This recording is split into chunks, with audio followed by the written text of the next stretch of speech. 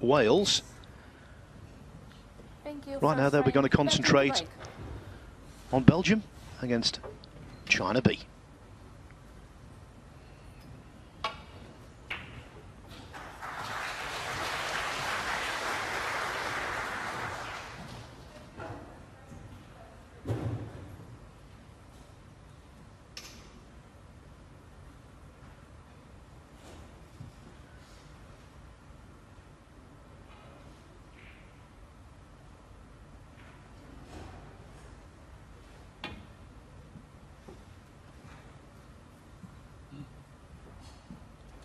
Well, playing with side. Missed the Reds entirely. Easy to do. With me in the commentary box, I'm very pleased to say, is Mike Hallett. And in these early stages, nerves will be raw. Yeah, absolutely, Phil. Yeah. The place in the semi-finals up for grabs, and the beginning to get into the big money now. Two interesting quarter-finals. Luca deciding to have the cue ball put back. This guy's improving all the time though, Phil, isn't he? Great talent. Well, it's hard to believe, considering what he's achieved in the game already, that he's still only 17. Amazing. By the way, I was talking about the fact that China B are trying to join the list of nations who've defended this title. I'll tell you which nations they are. Wales won it back-to-back the first 2 years, 1979 and 1980. Ireland, they won it 3 years on the trot, 85, 86, 87. The trio of Alex Higgins, Dennis Taylor and Eugene Hughes. And in 88 and 89, England, Steve Davis, Jimmy White and Neil Foulds on both occasions were back-to-back winners. This time he's played it well. Well, he managed to, I say that, and in fact he hasn't played it well, but he's swerved around the green, contact to the red, but he's pushed this one over the corner, so the first real chance then falls to Belgium. Great pot, nice control of the cue ball.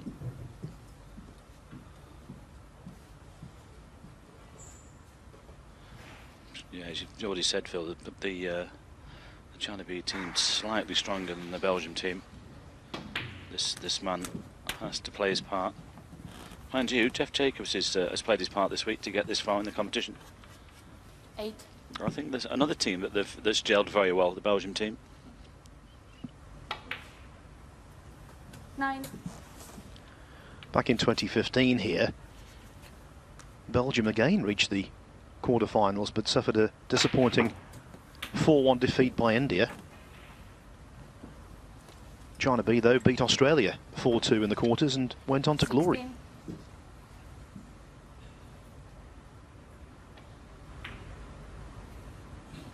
17.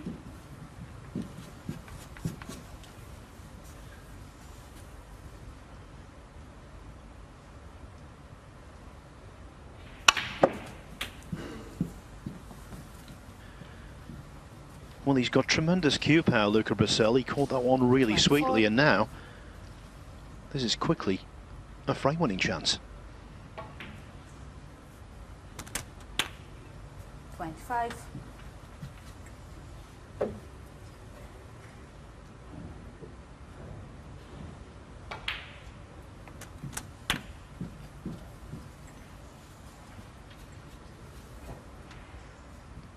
Just to remind everybody at home, these quarter-finals are the best of 7s now, not just 5 frames played. First to fall, 31.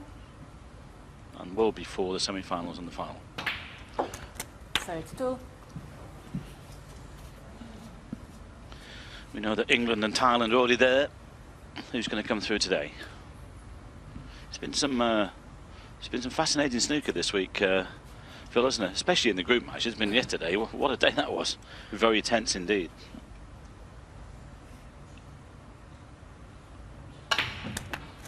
Well, had a scriptwriter penned a fictional version of a group, I think they would have been accused of being too far-fetched had they come up with the storyline we really had. 40. And although China A squeezed through, it has to be remembered that so too did China B. They were 2-1 down against Malaysia. Had to win the last couple of frames to be here, and they produced. Yeah, meanwhile, Luca didn't really get into the cue ball there. He's played on the red in the middle of the table. He's going to have to play this one on the right-hand side, which is a little bit more difficult, hampered over the pink. Well played. Viewed it well. He looks good. He's hit the ground running here.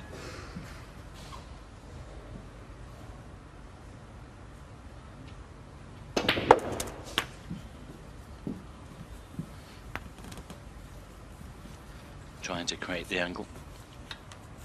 53. Break goes to 53.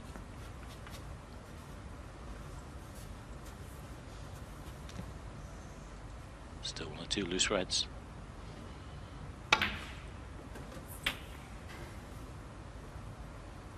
Great start here for the Belgians, Phil. I mean, we know how dangerous China B are. Yes, he's plagued by inconsistency, Purcell. Throughout his career, that's been the case. But when he's on, boy, he's on.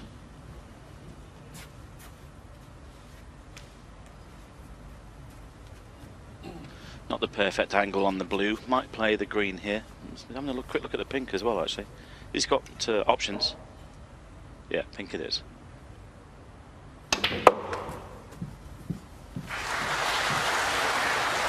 Hang on. Well, he didn't get enough side on the white there. He wanted to be 60. More in the middle of the table. This is very missable, especially from there.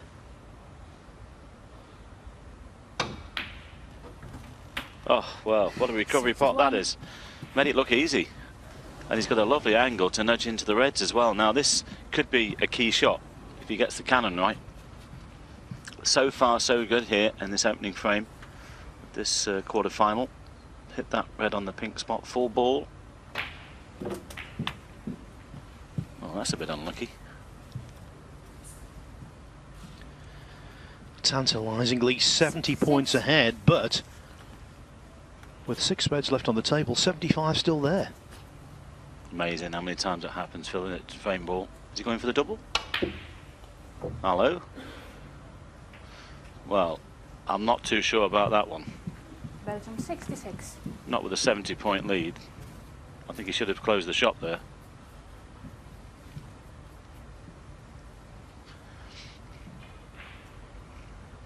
Chance to get back into this frame. This is not easy.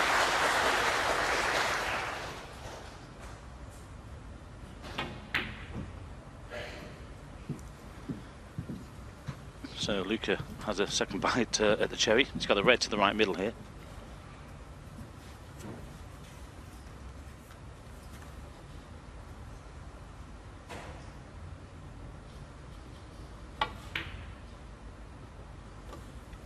Wide.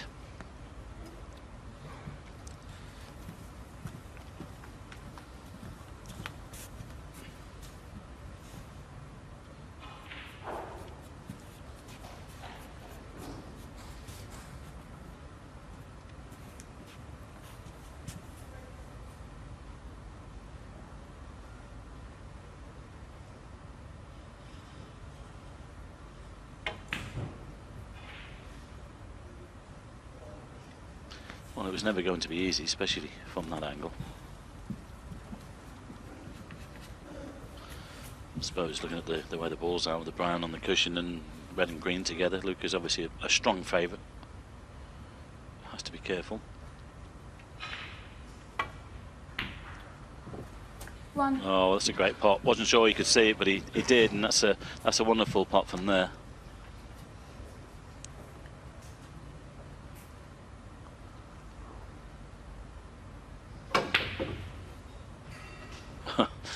Threw himself at that one. Belgium 1. It's only one snooker required to tie.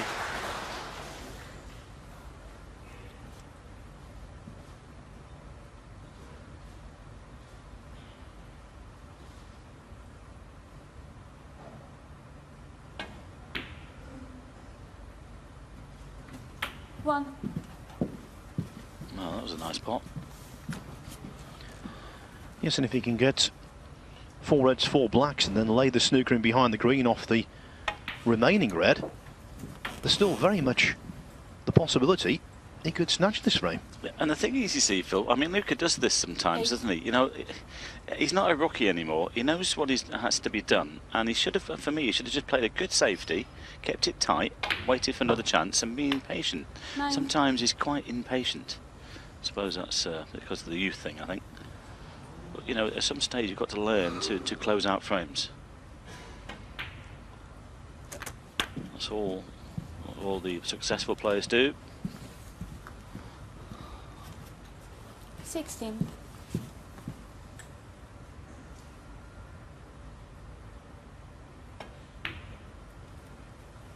17.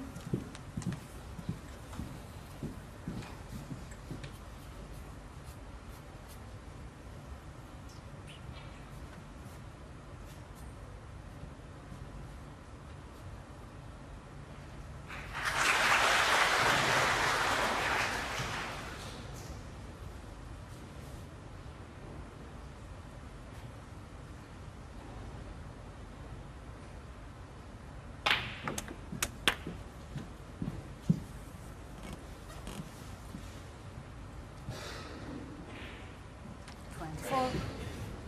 Now, problems here. Can't retain position on the black, and that's the ball he needs.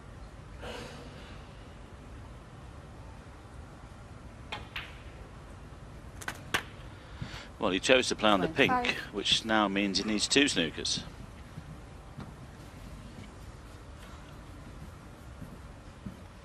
I suppose the pink was guaranteed. There's always a chance of the free ball situation with the red on. It's too hard. Well, he needs to bounce a little bit. Well, he can still get some action into the white here. I think he can still hold behind the green. 1.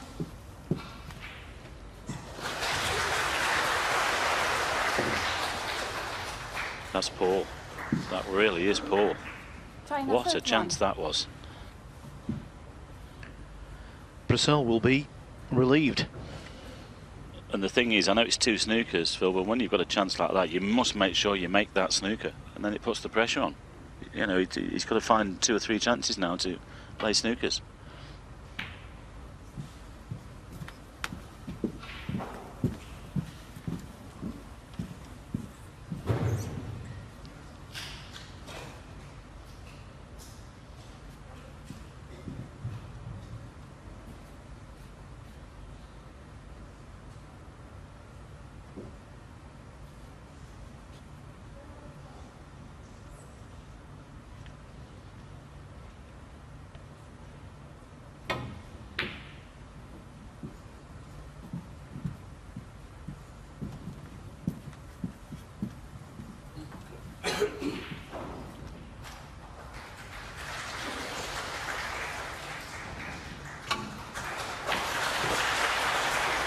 Well, this frame is over now. I wasn't sure whether he'd take on the pot or just play it up and down safety, but he's played a pretty good frame here, Luca, apart from the choice shot when he was 70 points the lead. But, well, I'll take it all back now because he's done the business. 6.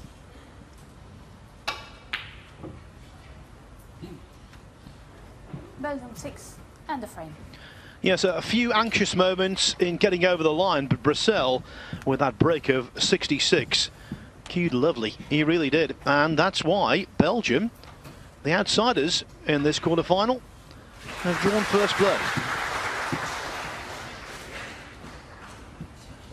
It's quarter-final day at the Little Swan World Cup. That is Zhu Yulong, installed as the man to play the second singles for China B, the defending champions of this tournament, up against Belgium. And the opposition will be provided by Thank you, second frame. Jeff China to Jacobs. What a dream experience for Jacobs, taking on the leading professionals in such a high-profile event and representing his country at the same time, Mike. Indeed, and you've seen Luca win that first frame convincingly, really. Now then, can he push on here and make it 2-0 for them? It's the best of 7s, of course, now, right through quarters, semis and final, first to 4. Same format, 2 singles, doubles, reverse singles, and the same format going through as long as we need them. till somebody puts 4 frames on the board.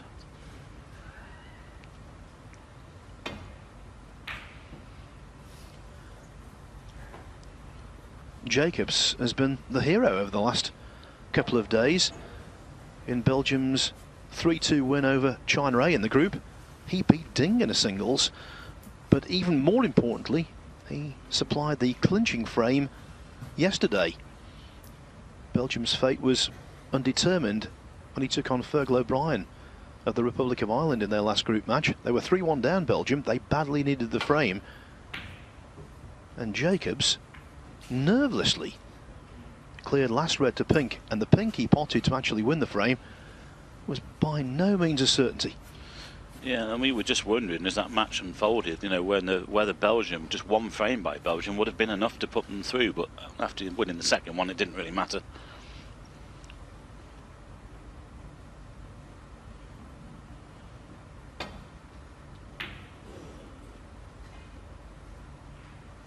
Well, it's just caught that a little bit on the thick side. That's why the white's not gone past the baulk line, but he's managed to cover things on the left-hand side here.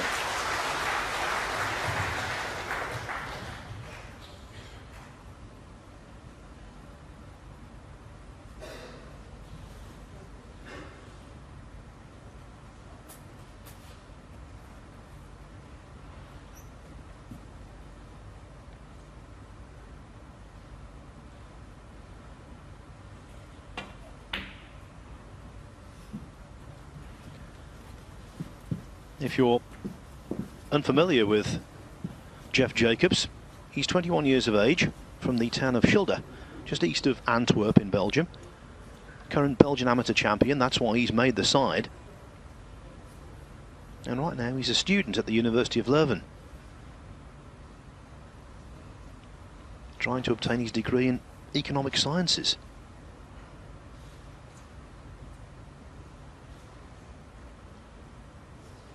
Well, he's contemplating turning professional. Tell you what, if he wins the tournament with Luca, he might just do that. Well, one great thing for him, of course, is that unlike in golf, if you're an amateur, which he is, you can still accept prize money. I'm sure he's delighted about that. Imagine if they pick up the cheque and over £77,000 each tomorrow evening. That would be unbelievable. What a story that would be.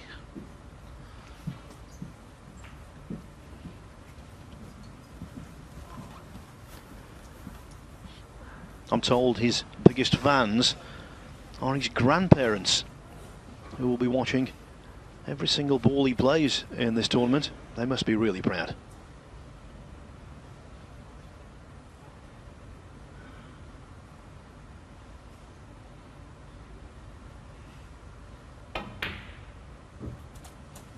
One.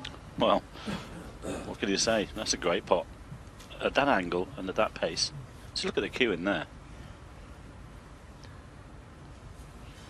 Well, he's known as Mr. Cool, Phil. That was a ice cool shot, wasn't it? Get onto the blue. Didn't hold back.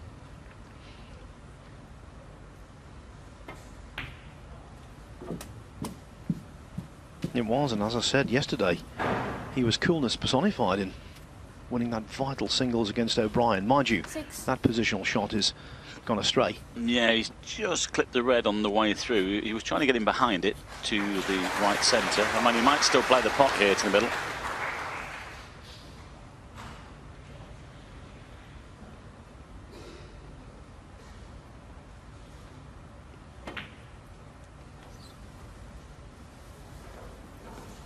Yeah, it's a pity that he just ran out of position. He'll be disappointed with that.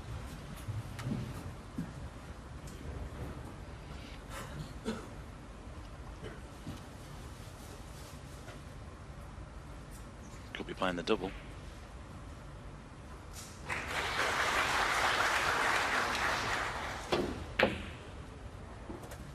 One. Well played. Good angle on the green here to get into the bunch of reds.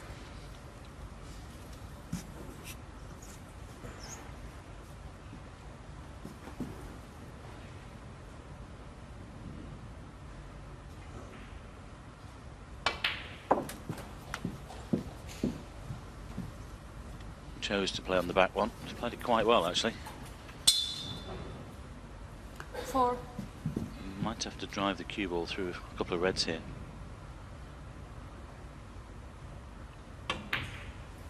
Oh, that's good. 5. Just clipped off it, that's fine. Always difficult to control the pace when you're running off another red. Hasn't got the perfect angle on the black here. He could play a cannon though.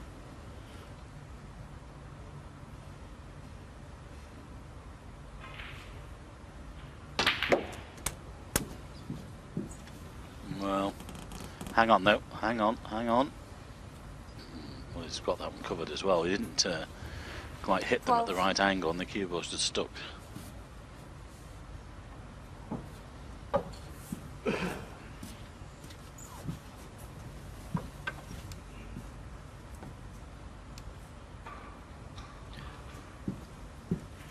China 12. The red must be very close to the cushion, otherwise Zhao would not have entertained that particular safety. Yeah, but there's a shot on here, Phil. The right hand red off the other one. It's a possible. Oh, I think he's taking a calculated risk here. Zhu.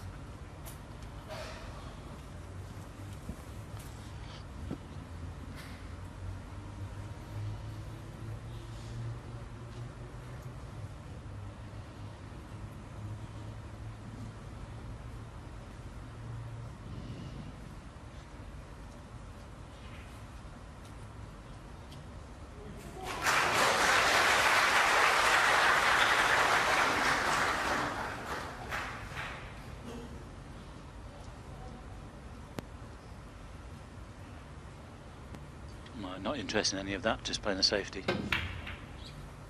Oh, hang on. Well, I say a safety, but I think China B can see this red over the yellow pocket. Yes, and now this is a really good scoring opportunity because there's no development work to be done with the reds. They are pre-opened. Jeff really needed to get that white tight to the cushion there. Well, I say canister. I'm sure he can see the red over the corner.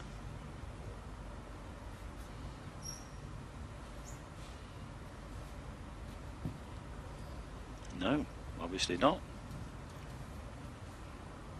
You're thinking of playing a plant. Coming across for the black. Well, Jeff Jacobs has got away with that one.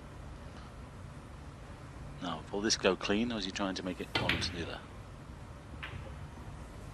Finished up being neither. Well, I was with you there, Mike. I thought the gap existed. Clearly not.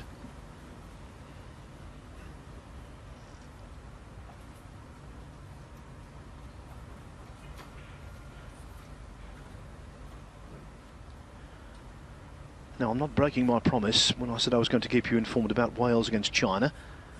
China A, that is, on the other table. Still in the first frame, that one.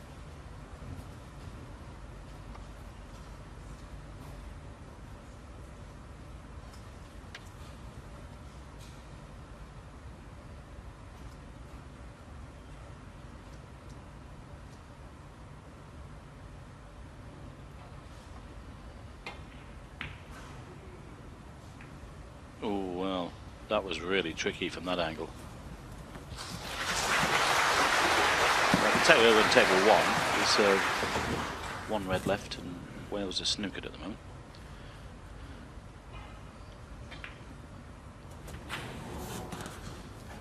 Well, I can only assume he suffered a kick there, which caused the red to straighten. He almost missed it, unbelievably. His heart must have been in his mouth. Yeah, but now plenty of reds to pick off here.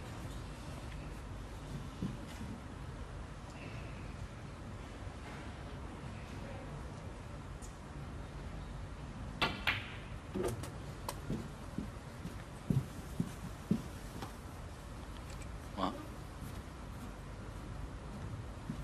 6.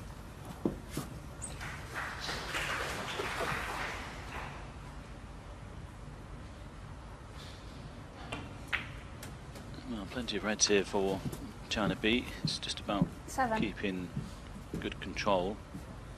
with the cue ball. Although he left that one hampered slightly, it's not a real problem.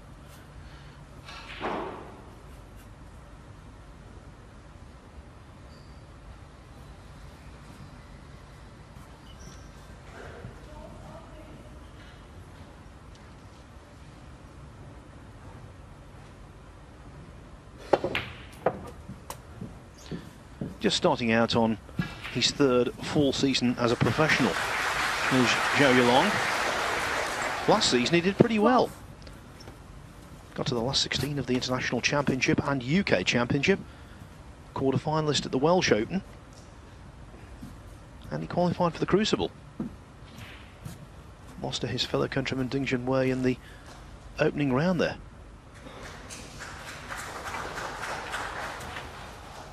13.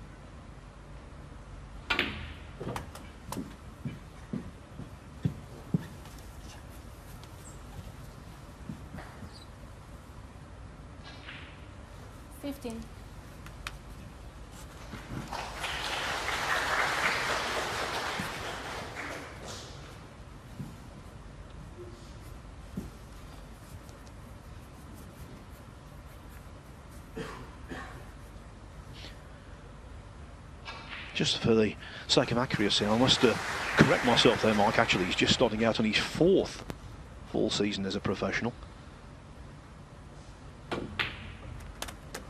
And looking more assured with each passing tournament.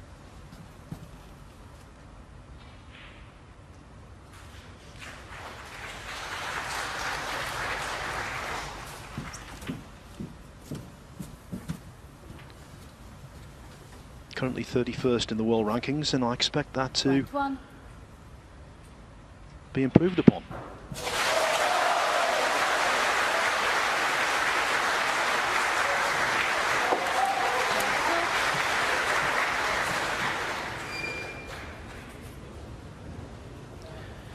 Now, from the size of the cheer from across the arena, I don't think you'll need me to tell you that China A have made a good start against Wales. I'll just give you the details. They do lead 1-0.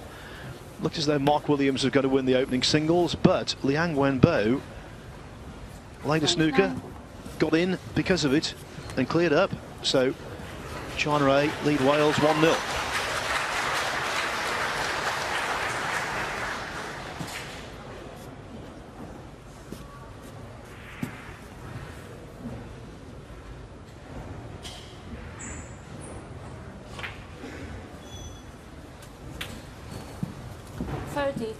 And Mike, because the two teams are in different halves of the draw, it is still possible that we could have an all-Chinese final.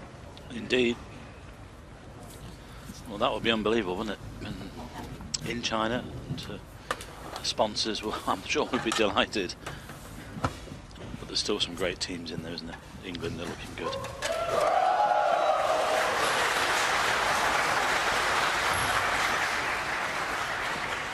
Thailand have done well again.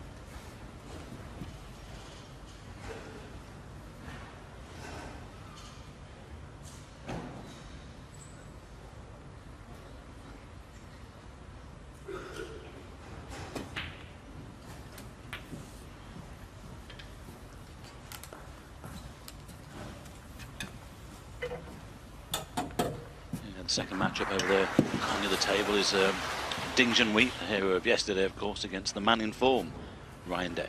33.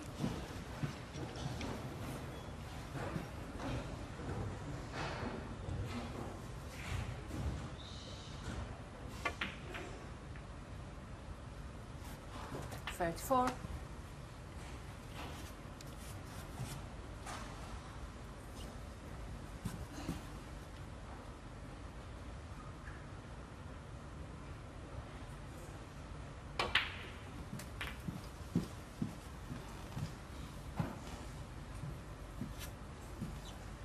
Couldn't have played that one better.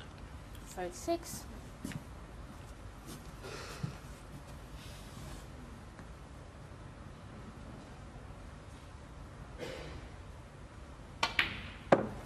Seven.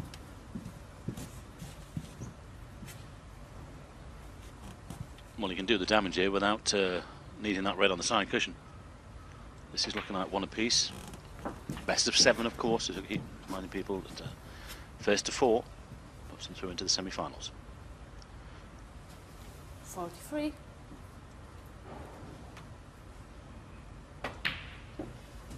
First 2 semi-finals tomorrow morning, being played alongside each other, and then the final in the evening session.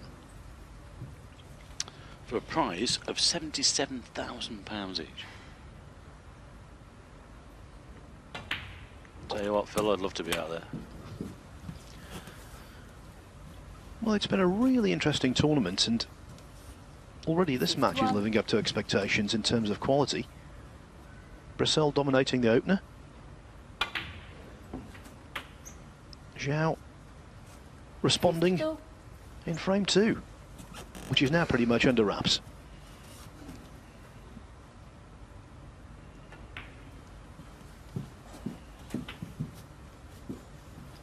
He's got a good angle off this red to nudge the other one off the cushion. 7. Red go for 67. Can he make the ton? Well played. 58. Nicely done with the other red as well. Can now.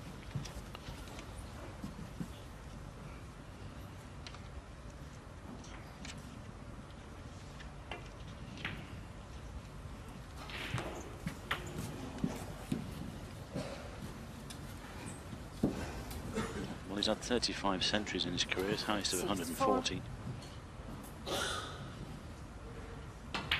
But this has been a superb break. 65.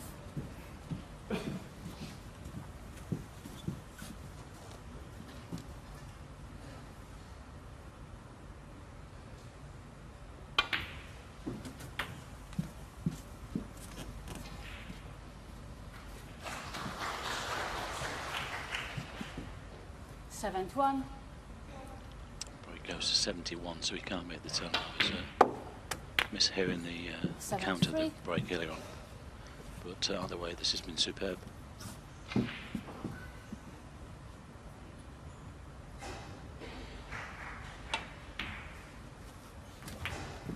7-6.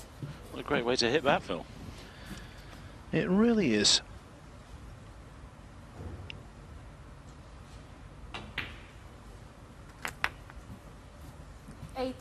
They got on really well, these two. When they won here in 2015, they described the victory as being like a dream. 8-5. And they are determined to repeat. And there's no reason why they can't. 9-1.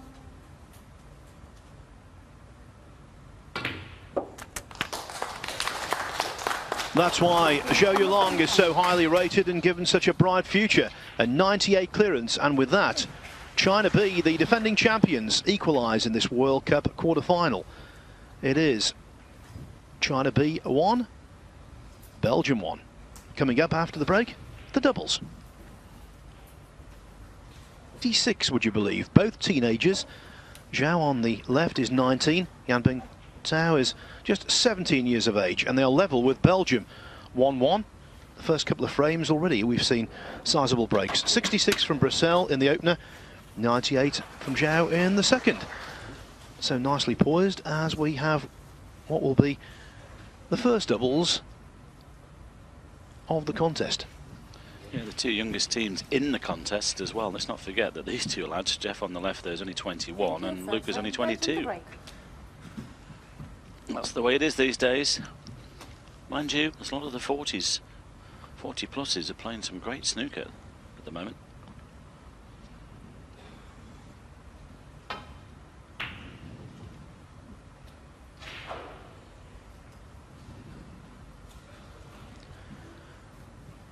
Jeff Jacobs, the man who broke off, is now the odd man out. The only non-professional to reach the quarterfinals.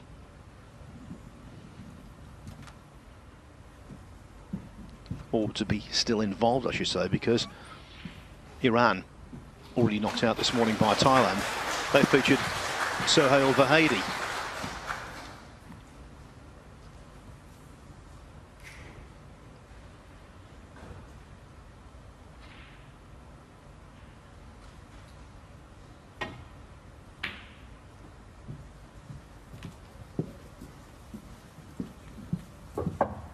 It's pretty good.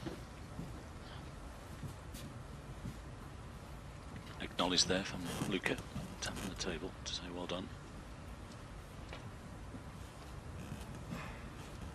And the problem we've got now is that red has gone into bulk. Touching ball. It's touching ball, so you probably put the white behind the black again here on the top cushion.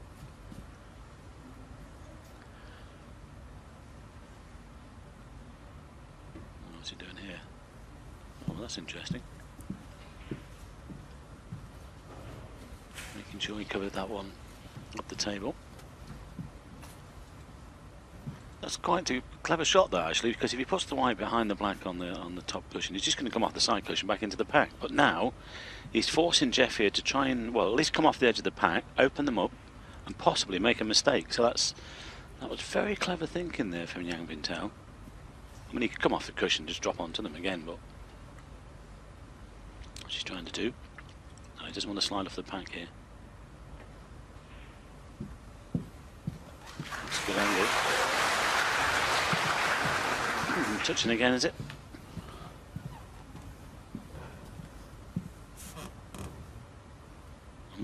No.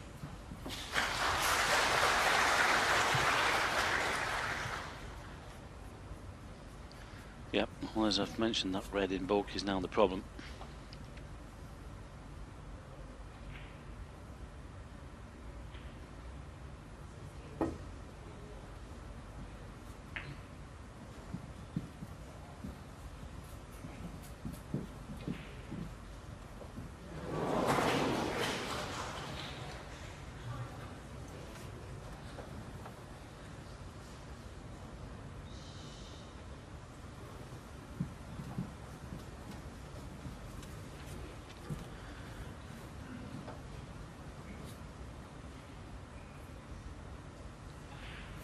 Although they're not quite there yet, it really does look as though China A are going to take a 2-0 lead over Wales. Ryan Day at the table against Ding, requiring multiple snookers.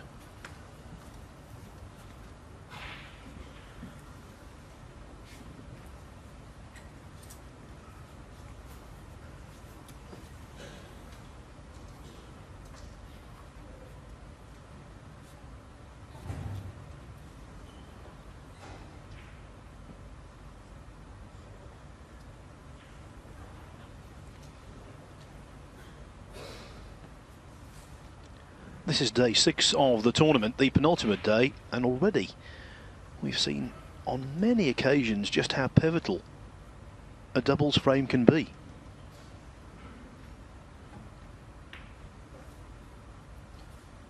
And also the way this has started, Mike, is following a pattern. We've seen a lot of lengthy doubles frames. Yeah, I was just going to mention that actually. We did one yesterday, I think it was over 50 minutes, wasn't it? Another one went into an hour and 5 the other day.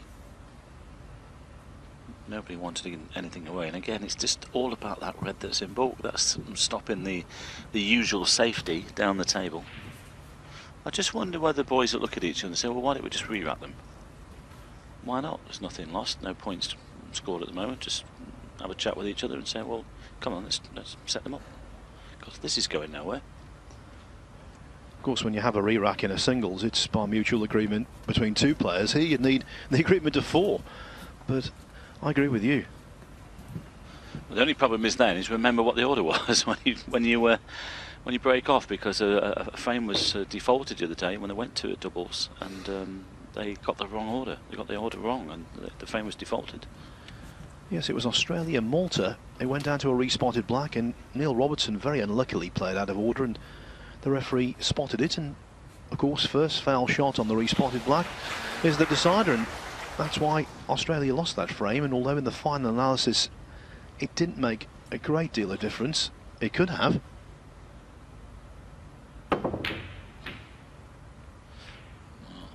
That's opened up 1 or 2 more. There's a possible double here to the right middle and stun down for the black.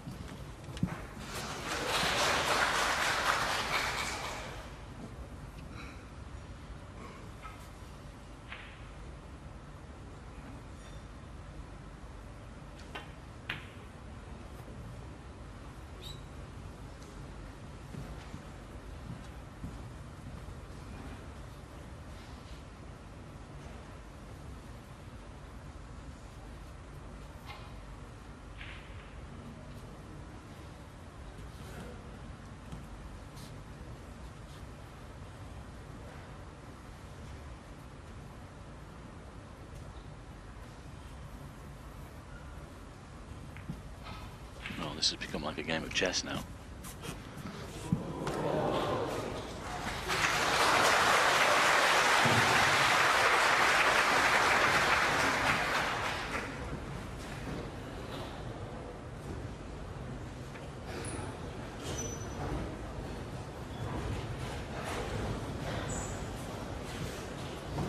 I can confirm, as suspected, China A have taken a 2-0 lead over Wales, so they're halfway towards the semi-finals.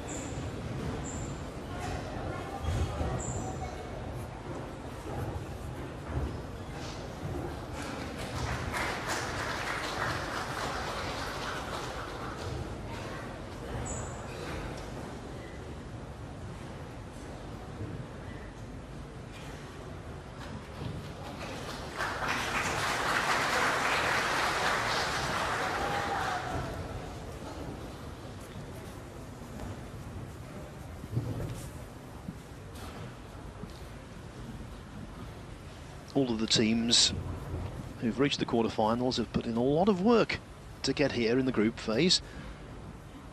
They've had to win as many frames as possible in 5 matches.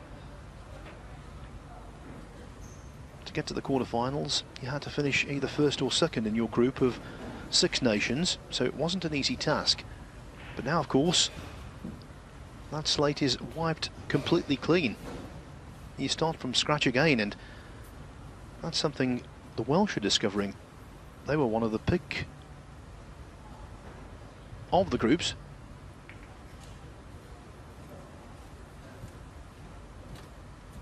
Now, though, in some trouble.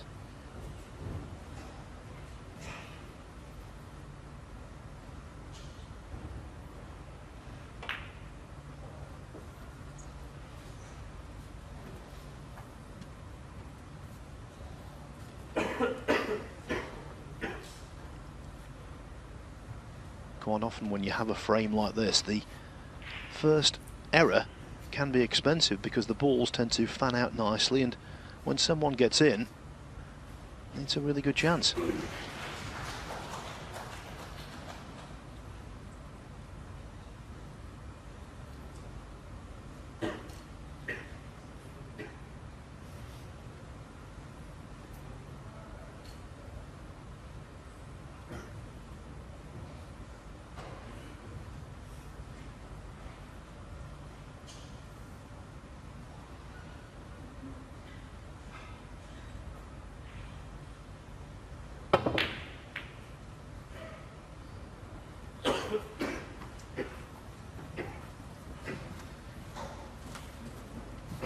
First real mistake was regards trying to play a safety there from Jeff. He didn't get the white back to the top cushion, but it just seems at first glance it's not too bad. I mean, Yang Bing Tao could possibly take on the red near the blue, but that's high risk. Can't see that at this stage. Well, he's looking at this straight red to the left middle, trying to drop it in for the pink.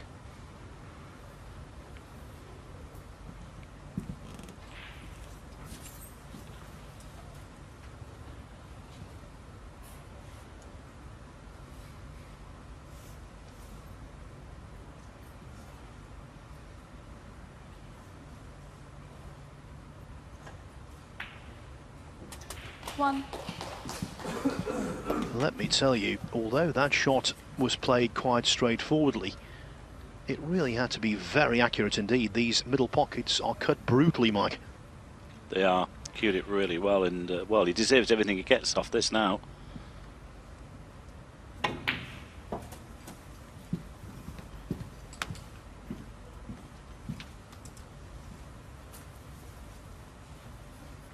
Some talent, this young man, only 17 years of age. I'd like to see him in a couple of years' time with Lucas Kleckers, who did well beating the defending champion in Riga, Reading Robertson.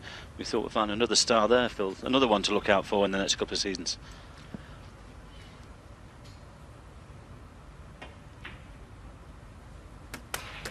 Yes, but no disrespect to Kleckers. This man is far and away above the road of development than Kleckers at the moment. Yeah, I'll agree with that. Look at the results he had last season. Bear in mind, it was all new to him, a rookie on the tour.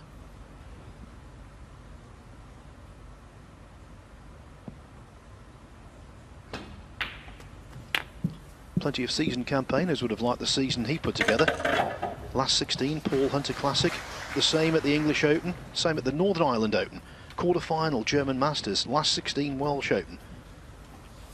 A really good collection of results.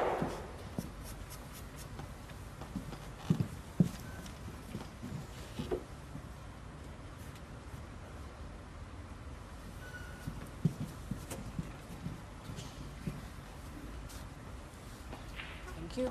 13.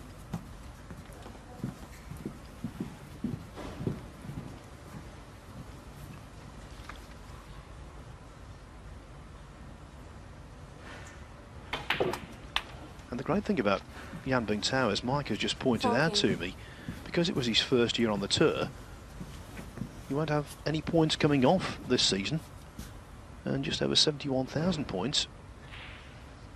So for him, the only way is up.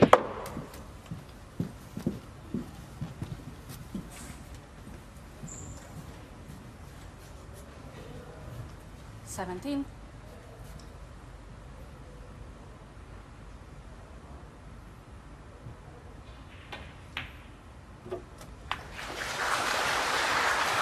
Oh, he's lost the white there a little bit though. 18. Although he still has the yellow, much closer to the side cushion than he would have liked. A bit more control of the cue ball needed now.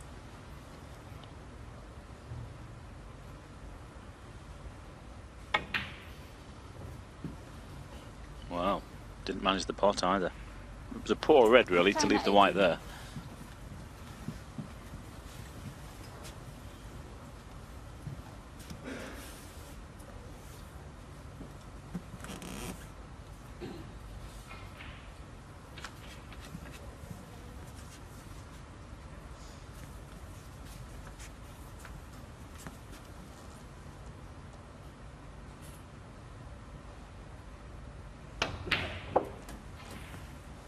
One.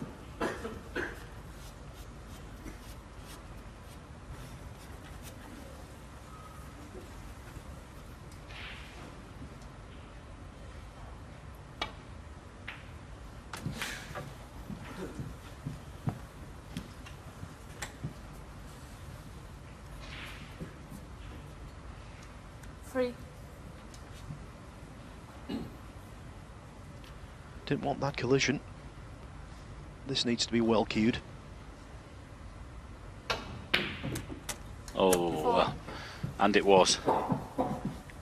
Just lost the white a little bit, but he's okay. He can get enough action on this to get into the pack. Remember this black yesterday from Marco Fu, Phil? We thought Hong Kong was home and dry, didn't we? Yes, he overcut it and Dinkled up with 67. No problem for Luca though. Nice cannon. I'm not sure whether he's on anything. 11. Yeah, I think there's one there, just through the gap into the right middle. He's just checking the straighter red actually.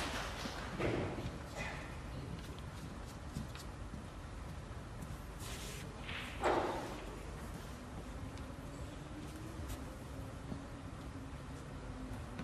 can tell you that Belgium made a break of 62, I think it was, in the third frame. 12. Over there, but he's missed, and Mark Williams is back in, but he's got a bit to do. Well, if they go 3-0 behind, I'm not saying they can't win from there, but it's going to be tough.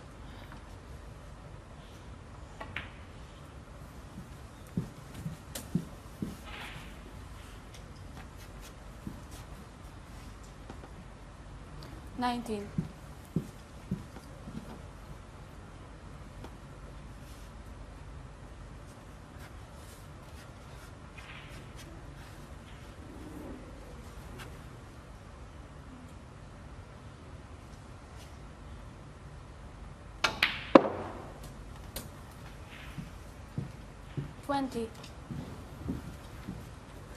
I think he'll probably play the blue here rather than the pink. I think it goes onto the pink spot. If not, the brown spot is available. It'll be better if you can get the pink, actually. Yep. No problem. Plenty of room. Now, does this go back onto its own spot? I think there's room there. Normal service resumed. Good chance this, Phil.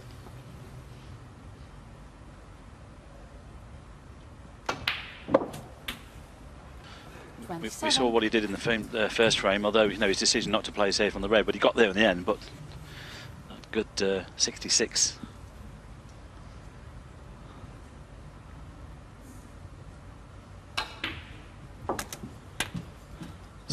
Just for me as well. I mean, Luca's been around a little while now, isn't he? What, 3, 4, 4th season, something like that. And I'm going to be interested in his development over the next couple of years as well, just to try and put himself onto that next level. We know he's got all the talent. I think it's just a question of, well, 2 for me, a little bit more consistency and a little bit more discipline, particularly when he's getting himself into winning positions in frames. Well, he knew in this contest he got an awful lot of responsibility as the shining light of Belgian snooker. By some way, the best player that country's ever produced. Lots on his shoulders at the moment. He's dealing with it well.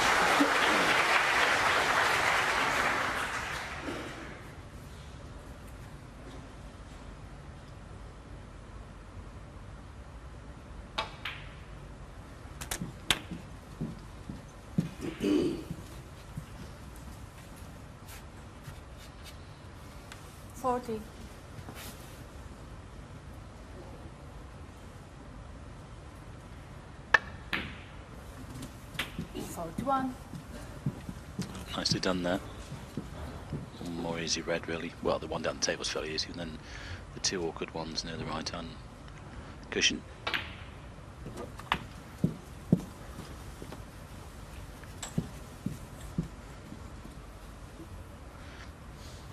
The lead. 47.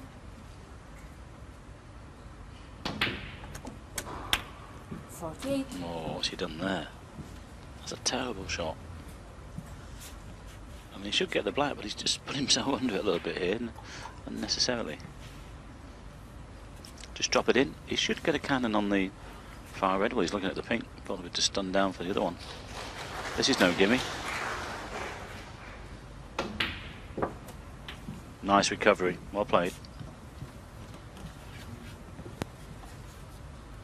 The thing is, he would have liked to have got his hand on the table because he needed the pink or the black off this red for China B to be needing snookers. So he's going to need one more red after this one.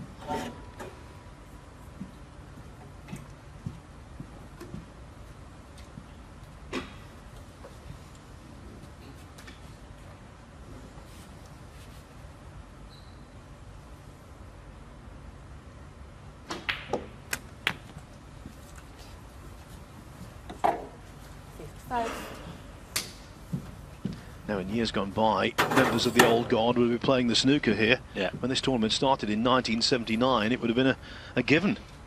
Game's changed since then. I'm shaking the head because he's not on the right angle. He'd like to have been on the brown. I mean, he's looking at the yellow here to get right to the right-hand cushion. But then he's going to have to leave the red from distance.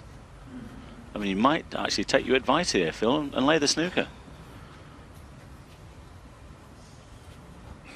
I don't know whether you can push the yellow safe and get the snooker. He's playing the brown, so he's trying to get close to the reds. No, he didn't have the right angle. He's going for the double. Well, he went for one of these in the first frame. And China B nearly got back into the frame. I think he'll go for this one as well. This is frame ball. He's playing the double. He's missed it again. And he's left it again. Belgium 59. But, I mean, if you're going to play the double, play the white to the top cushion. Don't leave it there. See, that was exactly what I was talking about, Phil. Sometimes Luca doesn't, for me, clear his mind and think about, you know, he just went for the double thinking it will go in anyway. But he's got to play the percentages. If he misses it, he's got to make sure that he's not leaving an easy red.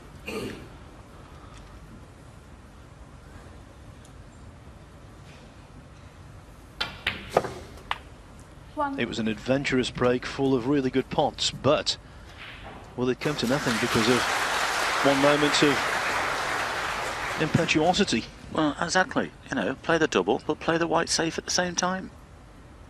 Exactly what I was saying. Sometimes he doesn't know, or he does know, but he doesn't take it on board how to kill off the frame. 7.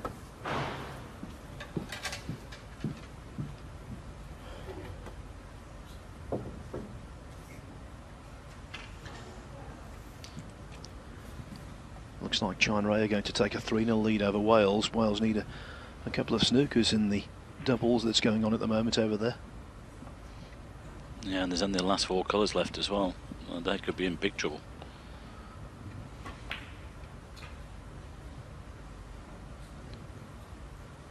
China 7.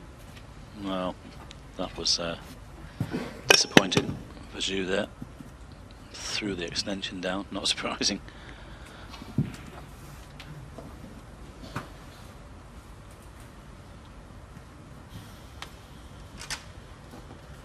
So again, Belgium arrive at frame ball. Can Jacobs clip it in? Yeah, I'm not having a go at Luca, Phil. You know what I'm saying. You know, it's just constructive criticism. I would never have a go at a player. It's not easy down there. But I think that if he's going to improve and get to the top echelons, he's got to learn those lessons.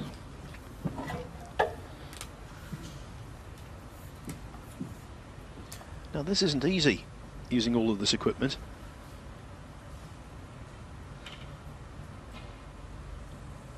Will Mr. Cool live up to his nickname?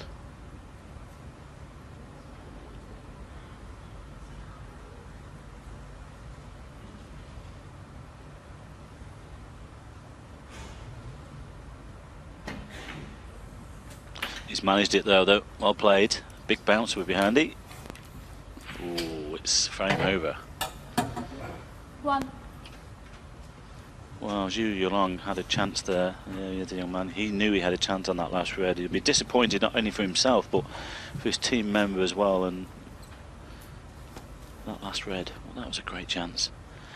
But it's looking like Belgium are going to put the noses back in front again.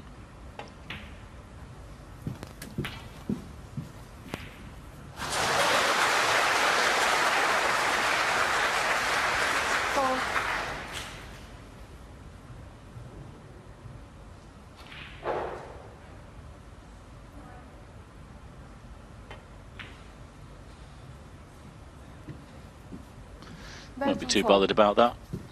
Will there be a concession? It's 3 snookers needed. Well, they're going to have a go. I think that's sensible. It's highly unlikely they're going to win the frame, but there is a smidgen of a chance. Can tell you that officially now China A lead Wales 3-0. Wales on the brink of defeat.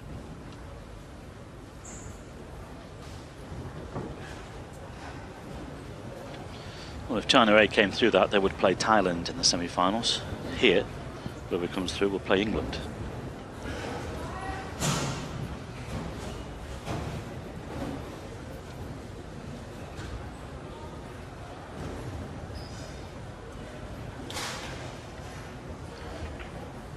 Can't blame China B for carrying on here, especially where the balls are situated as well. You know, this is a big frame in the context of the match. That's one of the snookers. And very well played.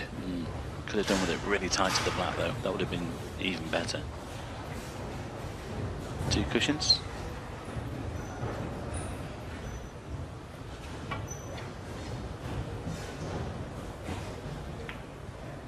Yeah, good hit.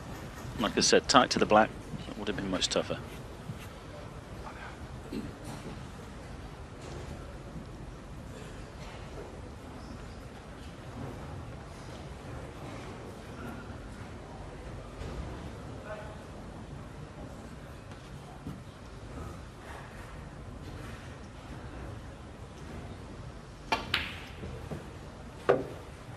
Oh, he's caught the knuckle there.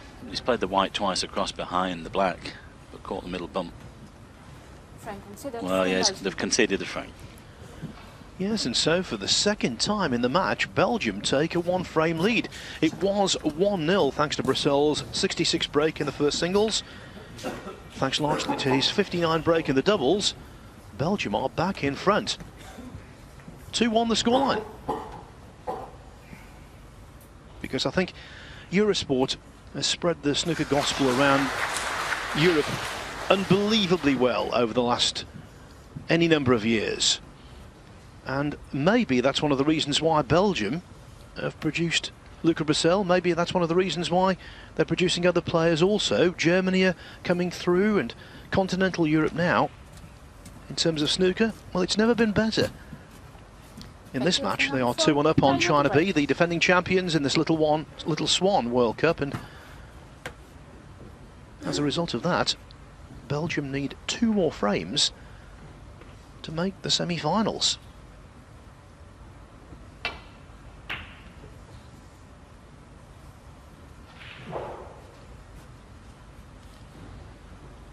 It's impossible to accurately quantify Eurosport's impact on snooker in continental Europe, Mike, but we know for certain it's been gigantic. Absolutely. It's massive in Germany.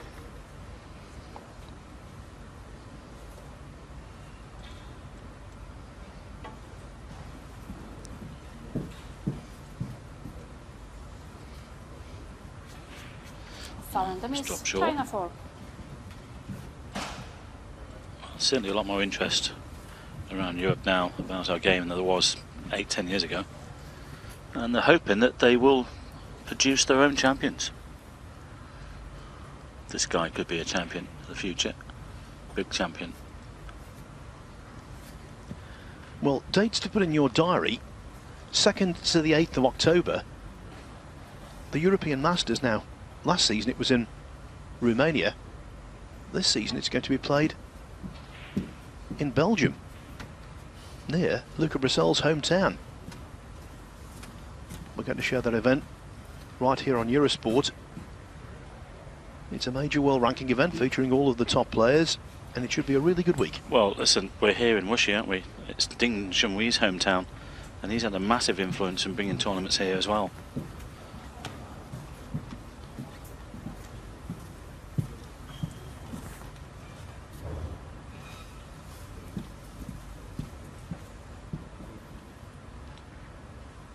Well, it's deja vu all over again. The start of the doubles frame was rather like this. At least there's a chance here to get the cue ball away back to ball this time.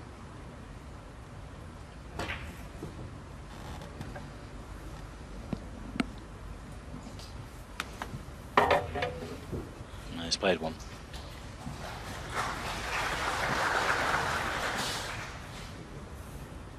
Big frame this for the defending champions. Foul and the miss. Oh dear me. China 5.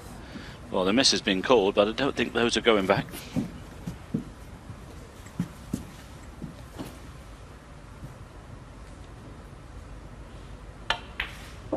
One.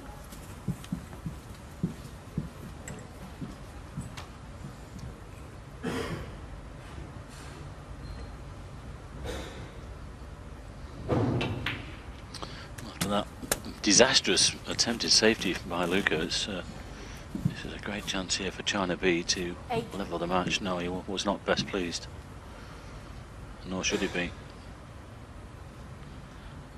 Especially when they've just played a pretty good 9. doubles frame to lead the match.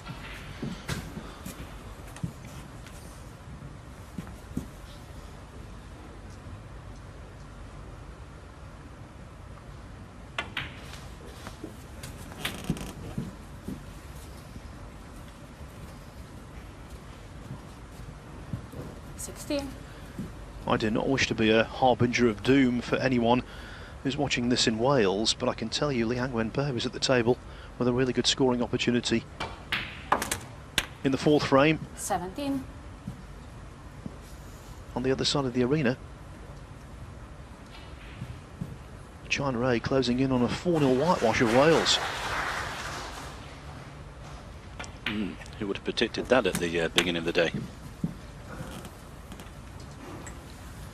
Well, considering the way that Wales played in the group and the way that Liang has played in the tournament so far, certainly not I. I think he got his bad one out of the way yesterday, didn't he? Ding played the skipper's role, and I think he's probably had a quiet word with him to come on. 25. Mind you, I think Liang already knew that.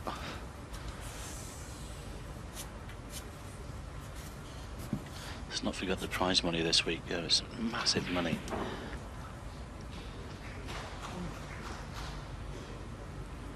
I mean, just to be into the final, the runners-up get 77,000.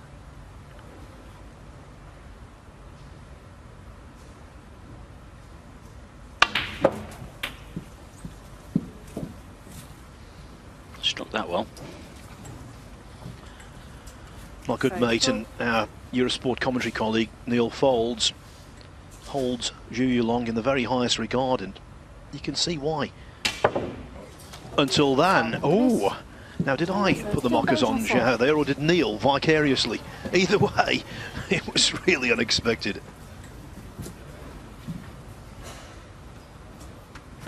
Commentator's curse, eh?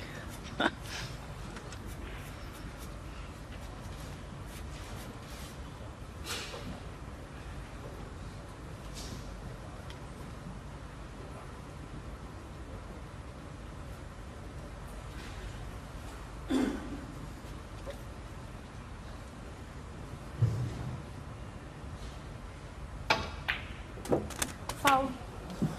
China 4. Well, returned the compliment there. Well, in the old days of Pod Black, when Ted Lowe was commentating, they used to call that shot a pair of trousers.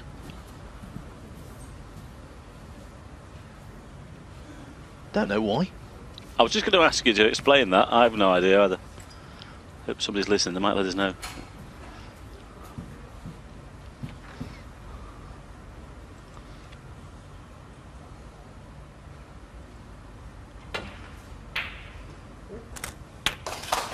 Oh, well played. Needs a kiss here, though. 1. It's still okay. He's got the brown. There's a couple of loose reds as well. Depends on the angle of the brown. Otherwise, he might just tuck him behind the yellow.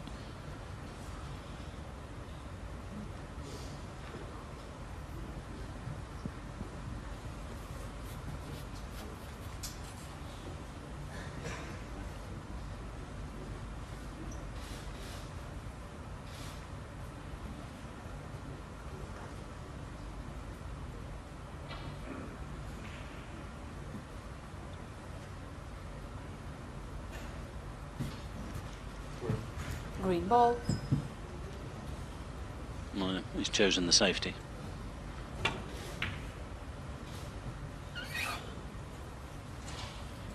Well, that's good thinking. China 1. Especially with a 42-point lead. Chose not to attack, but defend.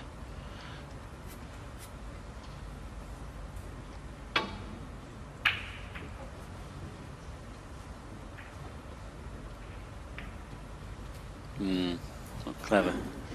Just over the last few minutes, Lucas just played 1 or 2 loose ones.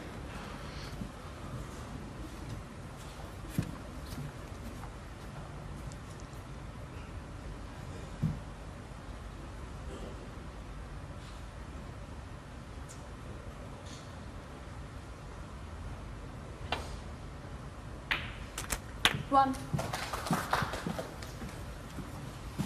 Well, it could possibly be end of frame. No idea what that was.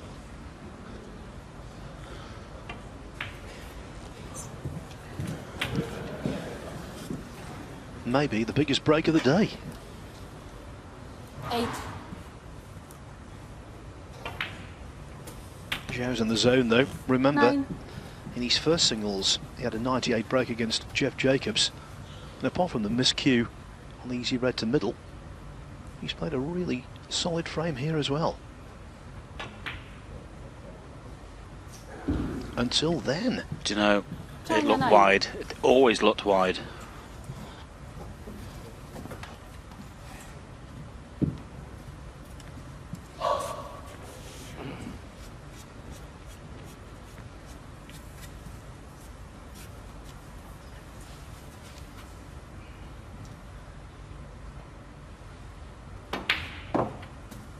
1.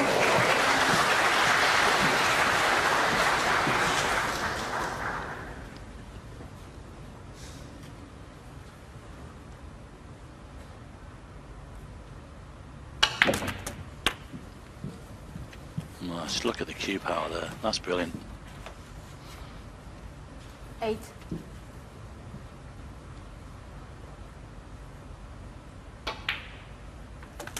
Nine.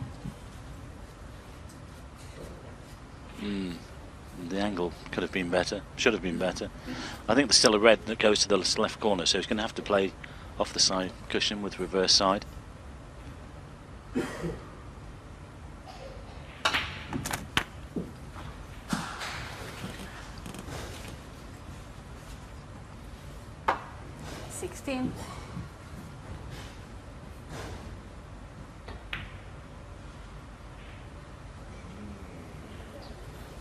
Belgium 16.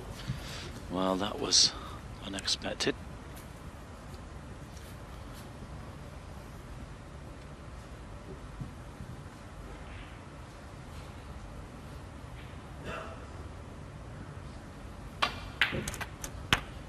One.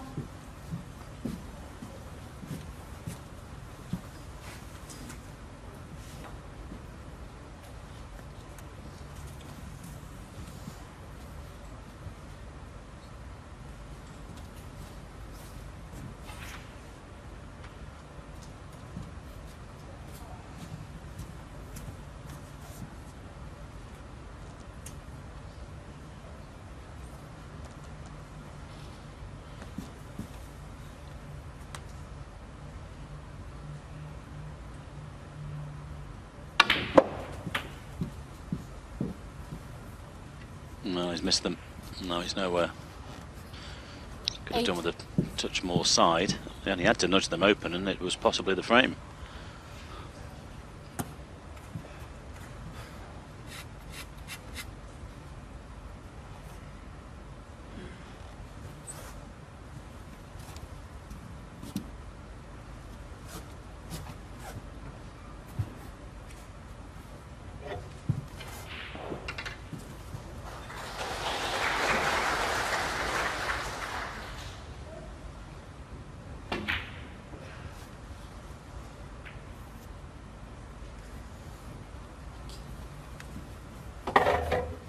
China 8.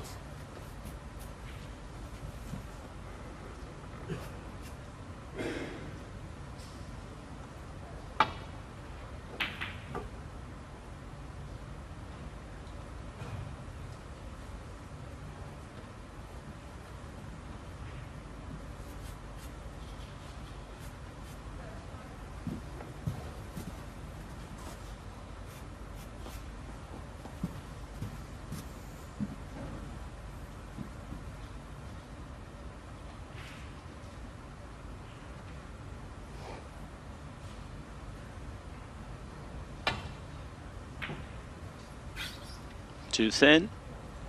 White's coming down the table. It's catching the pink as well. Ooh, he's had a touch there.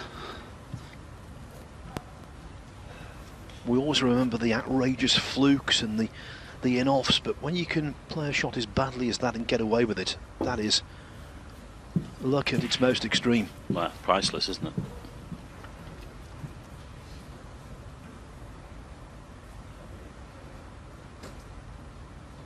And also the players always remember those pieces of bad luck against them, not the 14 chances that they had to win the frame before that.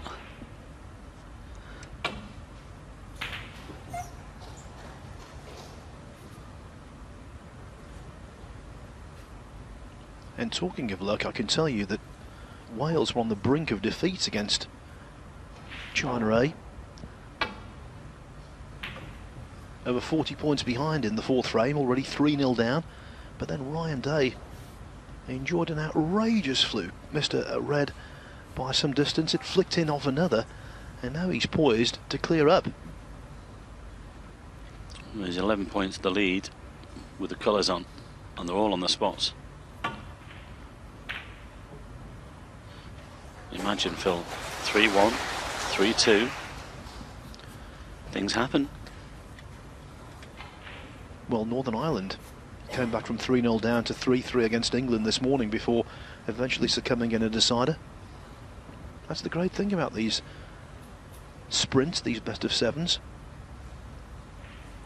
You're never defeated until the last ball's potted.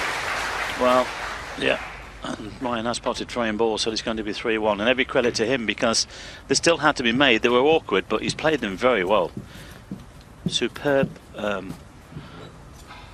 break from Ryan Day. Visit, I should say, whatever you want to call it.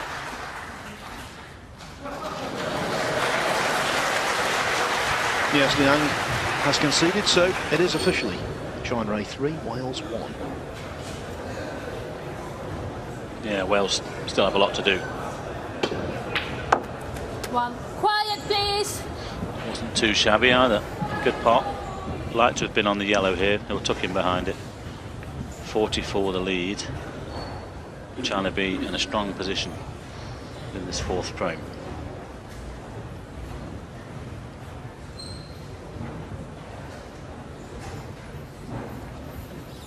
China 1. I know we've gone through the group stages and everything fell over the last few days, but I just think this tournament has come alive over the last couple of days, yesterday and today.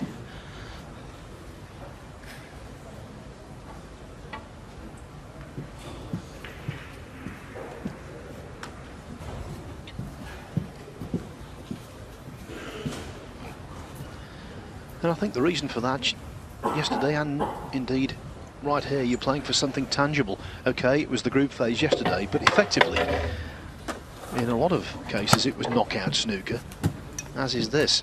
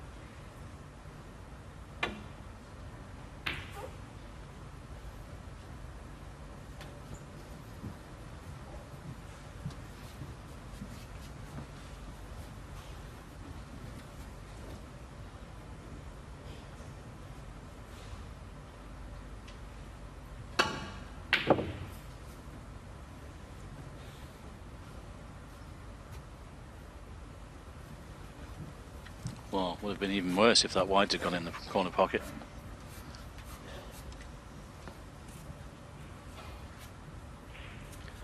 But with a 44-point advantage, this is frame ball. Yeah, it's no gimme. Ooh.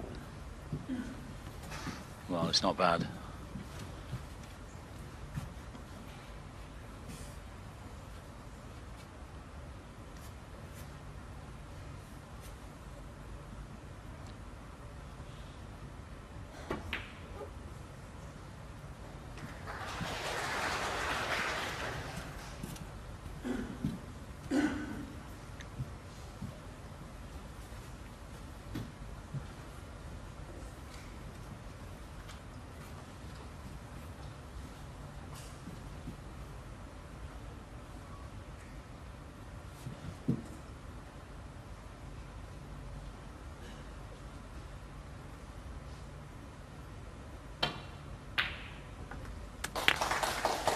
Great pot.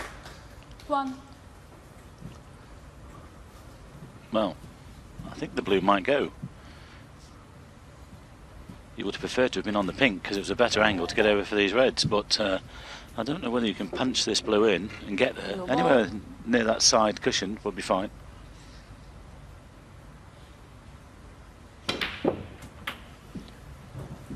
Yes, the advantage now, 50 points, 43 on, so Of course, yeah. Brazil needs a couple of snookers. Yeah, forgot about the scoreboard actually, Phil. 6.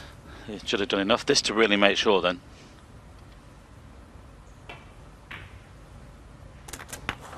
7. Well, it's game on. It's got to be 2 apiece. The race to 4. To be honest, Luke has not played a particularly good frame here.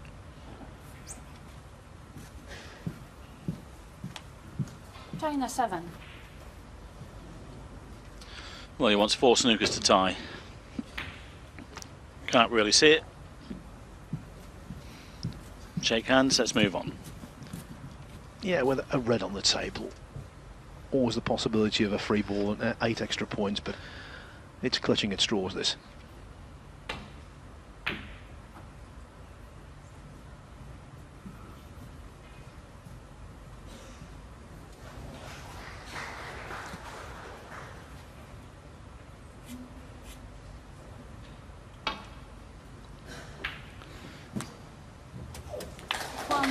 Well, frame over now. Well, he's got to knock something in here, otherwise it will be a handshake. Black or the pink. Needs the black really, because it's 4 snookers to tie. Well, if this doesn't go in, it's 2 apiece. Amazing.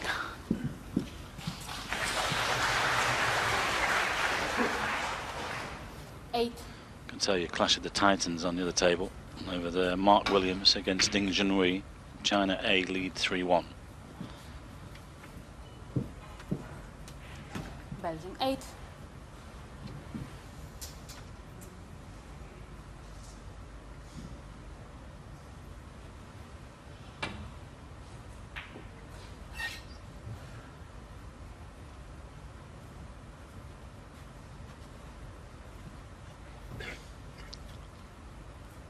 I don't blame Luca for playing on here, but realistically it should be 2 apiece.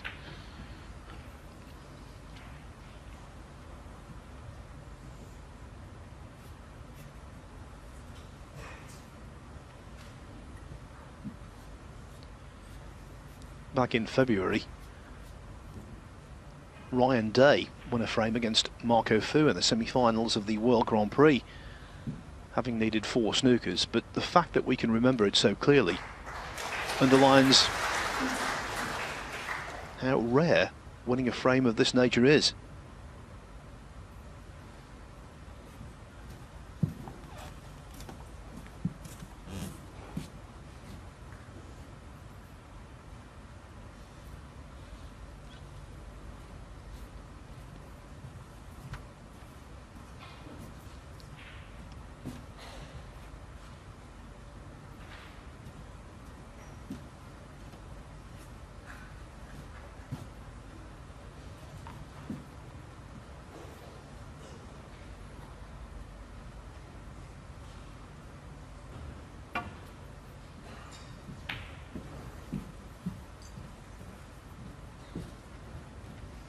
That was a little bonus, having that gap to get through.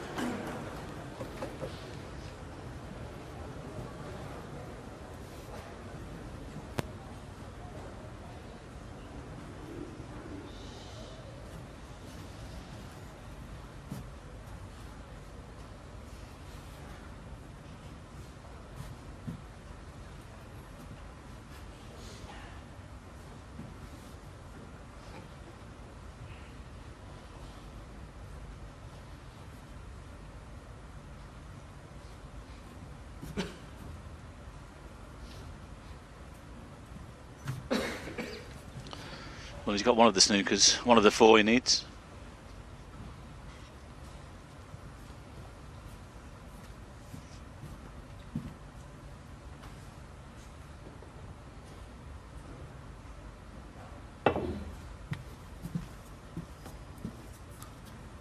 And he's got one of the 4 points as well. Belgium 4.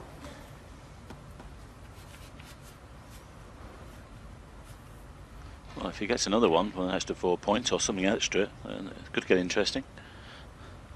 Can't win from here, Phil, can he? It's a really small percentage, but the percentage exists nevertheless. True. I would be astounded if he did. Well, he might have gifted the yellow here.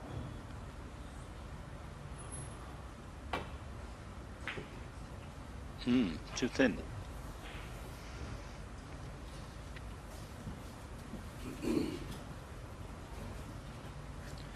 Undoubtedly, you have to say the pendulum has swung very much in the direction of China B now, because in the next singles it is Yan Bingtao against Jeff Jacobs.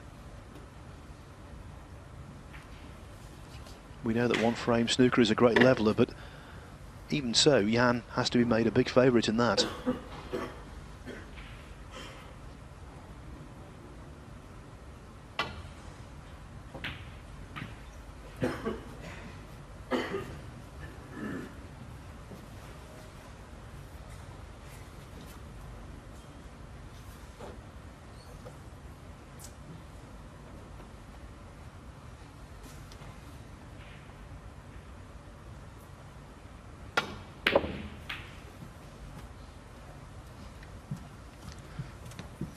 Well, got away with it.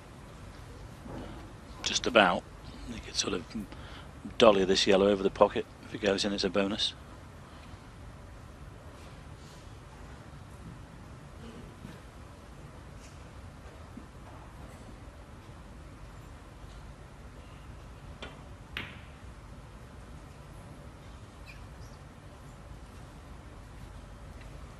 Clever. Way to do it. Knowing he could probably get the snooker. He's got to be careful coming down this side. Look, he could go in off this yellow.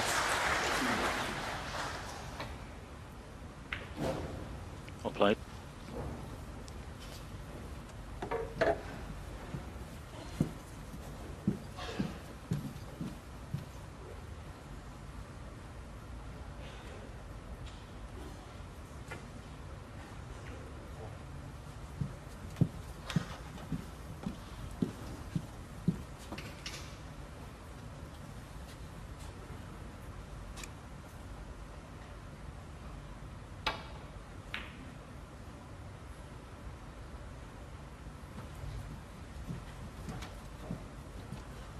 Brazil didn't want the yellow in there, of course.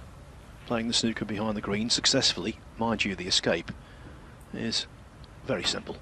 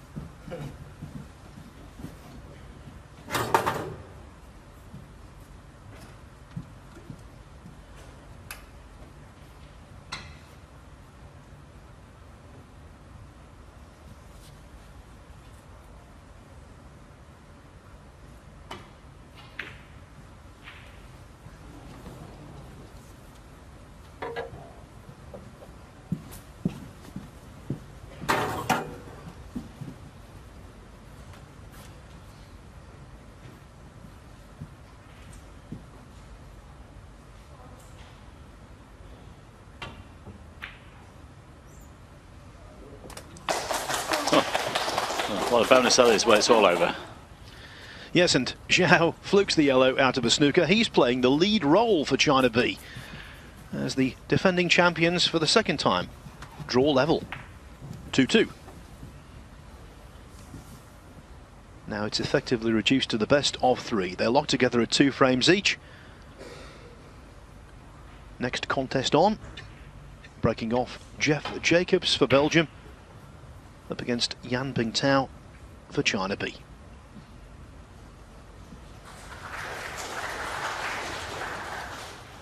Yeah, 21 and 17 years of age respectively.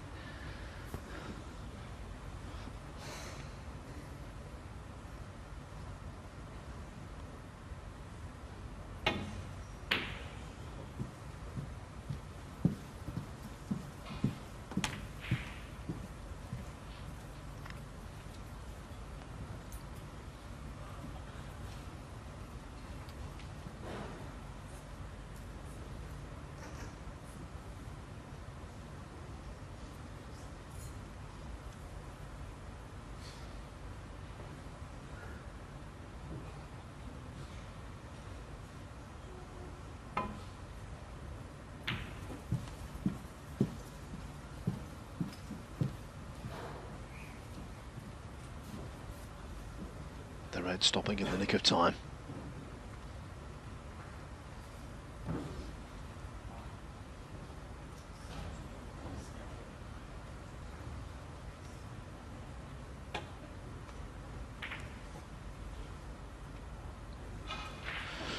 Well, that could be close to the corner.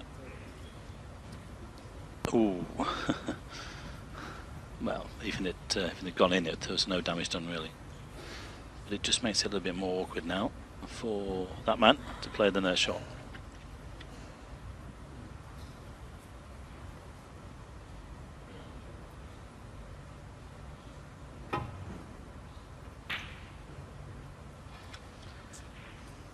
Well, caught it a little bit thick, and he's left that red on.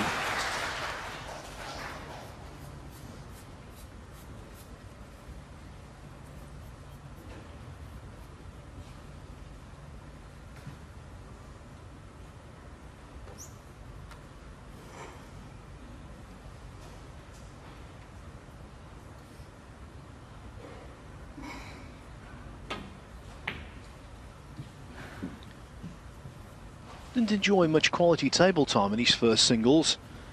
Yan sat out a 66 break from Luca Bracel, and thereafter was always playing catch up to no avail, as it turned out.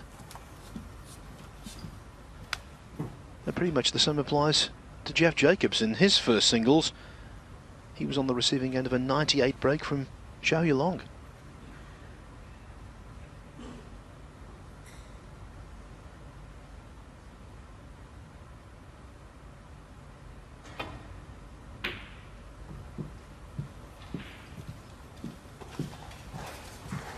Just thinking about the history of Belgian snooker over the years, they've produced some very useful players. The late Steve Lemons, Patrick Delsem, Bjorn Hannever.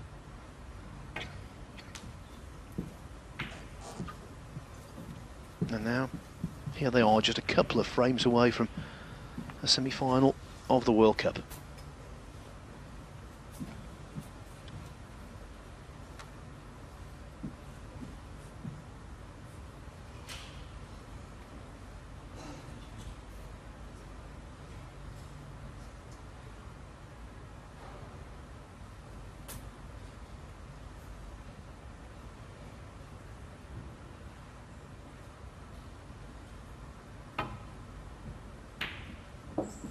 One. Huh. What a great pot that is. Well, this black is a little bit tricky. I think he'll go for it though. He's been like that all week actually. He's stayed very positive. Hasn't backed away from a lot.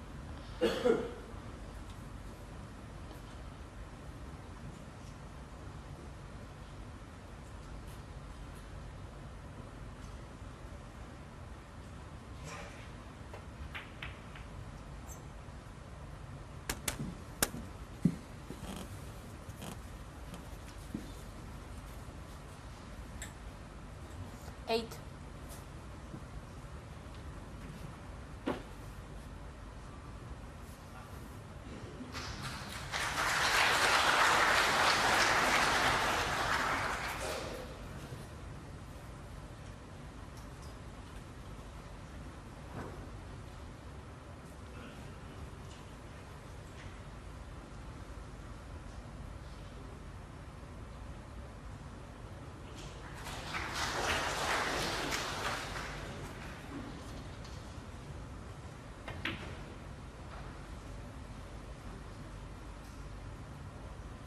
Was good. Nine. Well played. Dropped it in dead weight. Nicely on the blue as well. There's 2 open reds here on the left-hand side. This lad's played really well this week, Phil, hasn't he? You know, he's not been a shrinking violet. He's really played his part in the Belgian team alongside Luca. Well, alien conditions, these match tables, for a start off. The presence of the television cameras, they can be intrusive if you're not used to them. 14. What's at stake financially and in terms of national pride? And yet, as you say, Mike, he's played decently.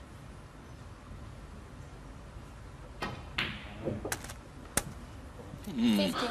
Well, and just when we've said that, he's played a poor one. He's took the red in the corner of the pocket and lost the cue ball.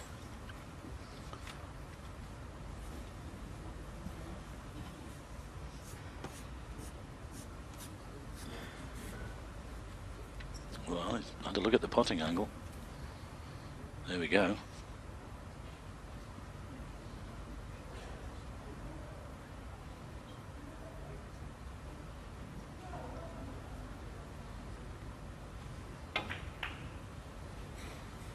Well played. He's been a little bit unlucky there. Still has a red though near the pink spot. 22. Touch unlucky to see the cue ball finish near the side cushion. I mean, this is potable, but it's not easy.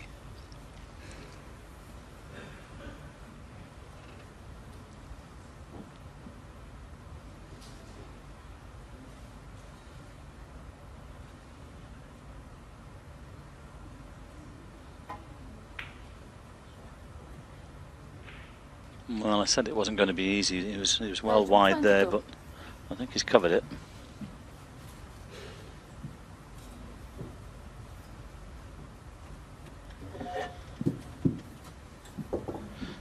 There is another red here though for Yang.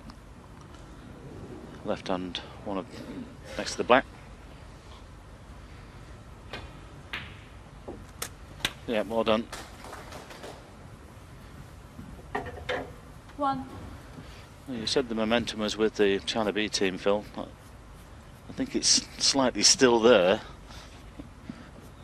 Who knows, they can looking to push on here and take out this match.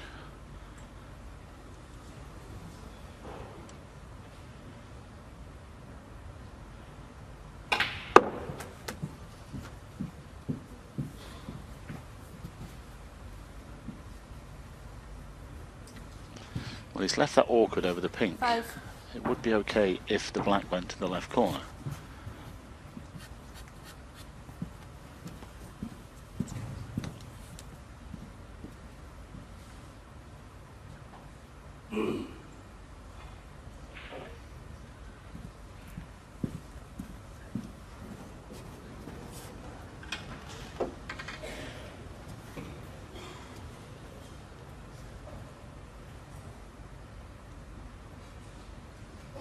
Oh, he's got room there for the cue.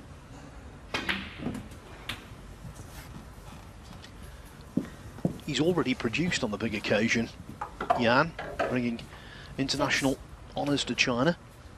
Unbelievably, when he was only 14 years of age, he became the youngest ever winner of the IBSF World Amateur Championship. In Bangalore, India, he beat Pakistan's Mohammad Sajjad in the final, 8-7.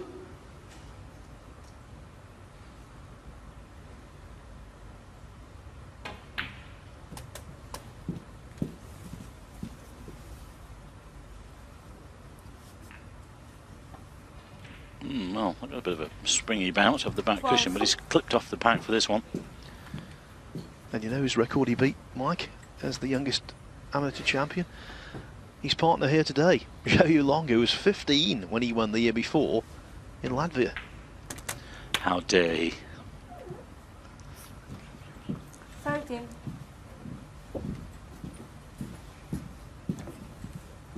So if it's not an oxymoron to say that these two are experienced teenagers, they really are.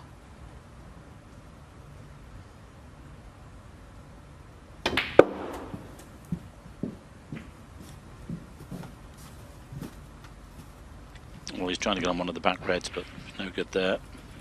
18.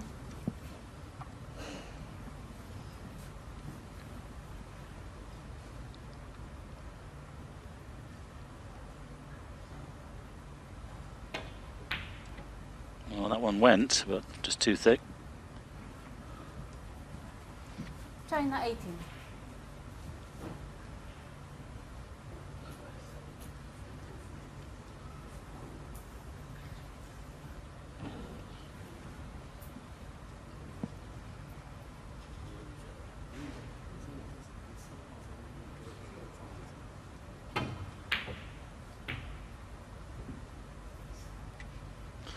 Well, he didn't anticipate the kiss into the blue there. He was looking to leave the white near the back cushion. That's a big mistake from Jeff. Can this man punish?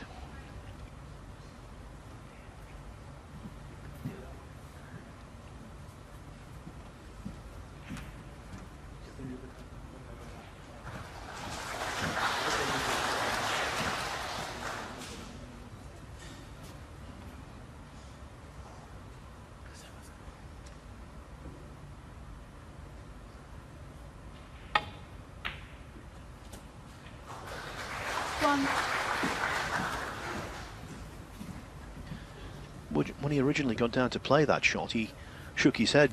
You saw it wasn't because of the pot, that was simple enough. It was the difficulty of position, and from where he was, he's not done too badly. Still though, work ahead, digging down into the white here.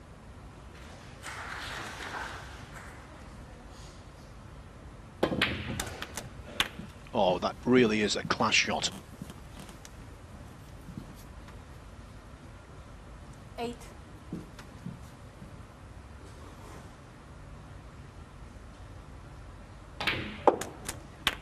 9.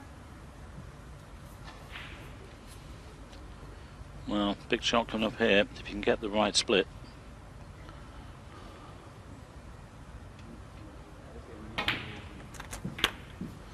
Well, that's no good. I'm sure that, well, he should have got him with more power than that. They were tightly 16. packed, and there's no way you're going to open them up at that pace.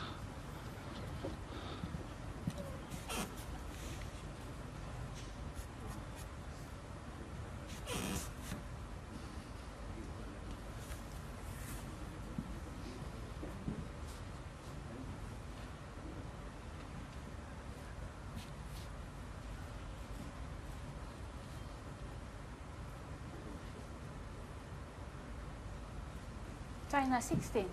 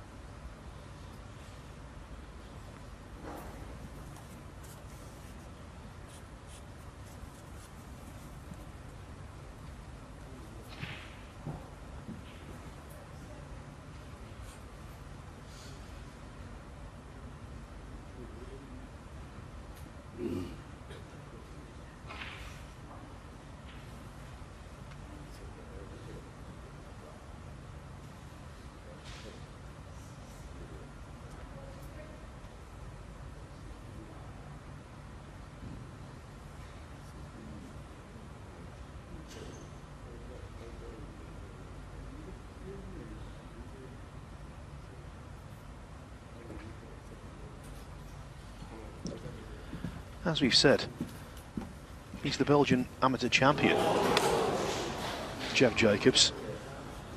But I don't think it's a stretch to say that this is the most important frame he's played in his life.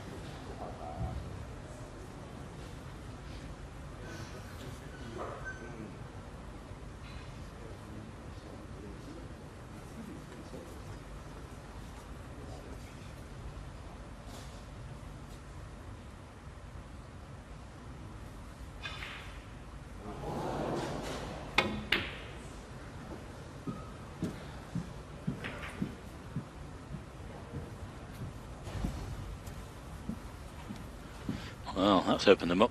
This is a real chance if anybody can get in.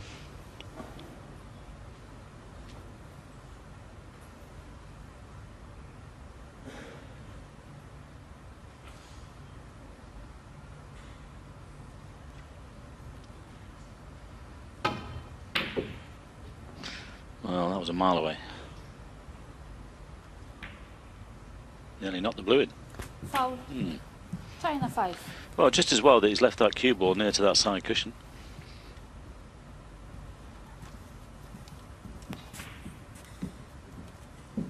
Won't be too bothered about the 5 points given away, because there's no easy pot on here. And yeah, that's why Yang's winning the safety. Can't, it's Yan, isn't it? Not Yang, my apologies. And that's why he's playing the safety here, just to wait.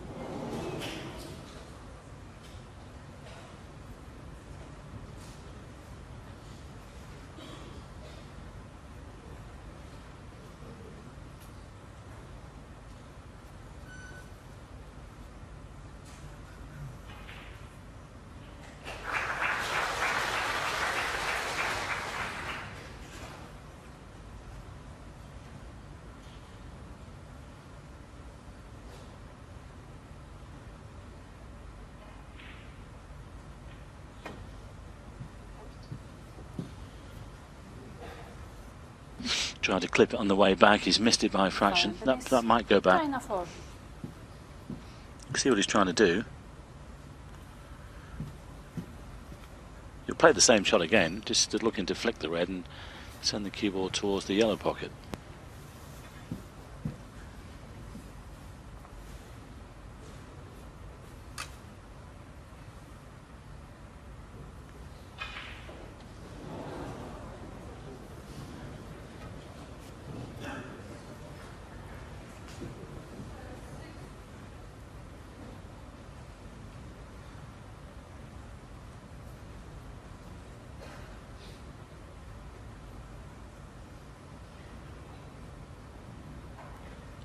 Cushion first again. Just a glance on the red would be perfect. Ooh. Foul Well, and a miss. this will China go 4. back, but I don't think you can see a red on here, Phil. I'm just thinking three strikes and you're out. You know, the frame is forfeited, but let's just see where this cue ball actually does get replaced. Now, is there a ball on there through the gap? Doesn't look like it. Well, he was wider with the second attempt than he was with the first. Yeah, I don't think there's going to be a warning here, because he cannot see a ball on.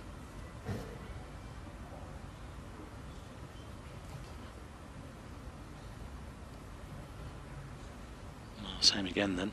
You can play this all day if you want. Cushion first, touch of left hand side, a glancing blow.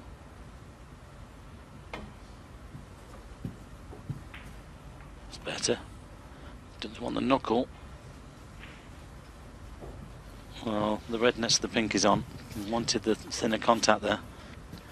Yes, that was the issue, wasn't it? Over adjustment, hitting the red just a tad too thick.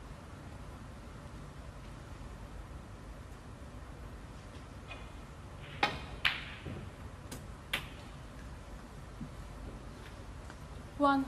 And didn't need a second invitation with that one.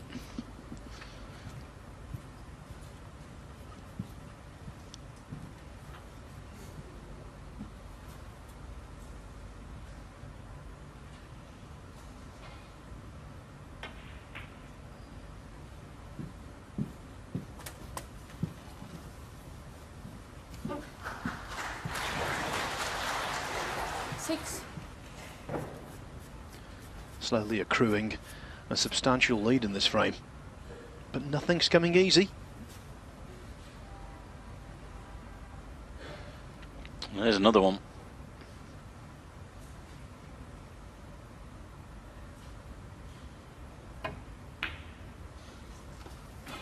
Seven.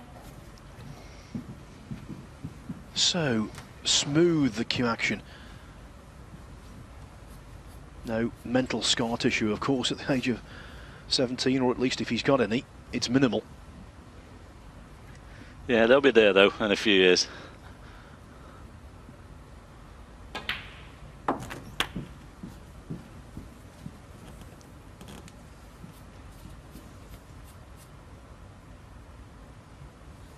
Thirteen.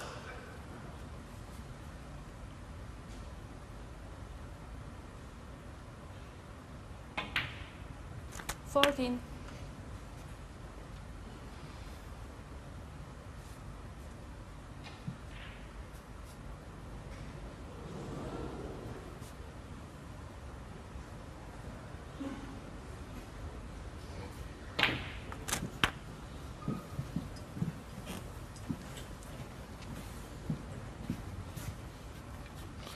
46 the lead here, just a couple of reds will do.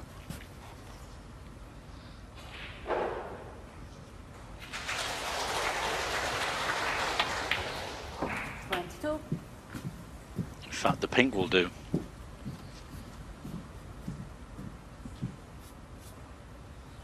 Well, I do believe that the red hasn't got on the scoreboard yet. And now it has.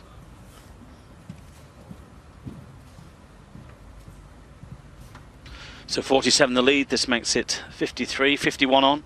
If he gets a little cannon into the black, that's perfect, or low on it. That's fine, should have done enough, especially with this red, just to make sure again, that extra red always makes certain of the frame. It's like 3-2 to China B. Let's not forget that they were 2-1 behind.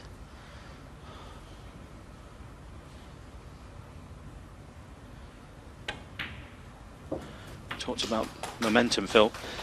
It seems that they've got it now. 9. Yes, very much so. And although he's not been spectacular in this frame, he's been the epitome of solid.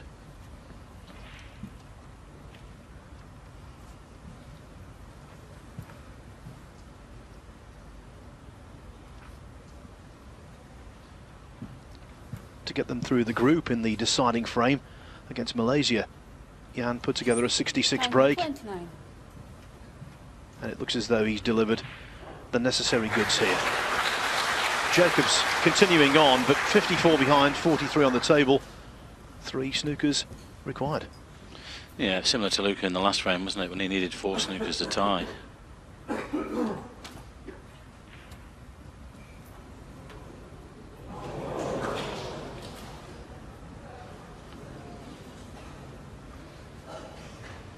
Well, I can tell you drama on the other side. Ding Junhui with 2 reds left, just needed the 1 red. He missed the cross double. Mark was in, he's cleared to the green and just got a massive kick on the green trying to clear up. Meanwhile, this frame is over now. It's 3-2 to China B.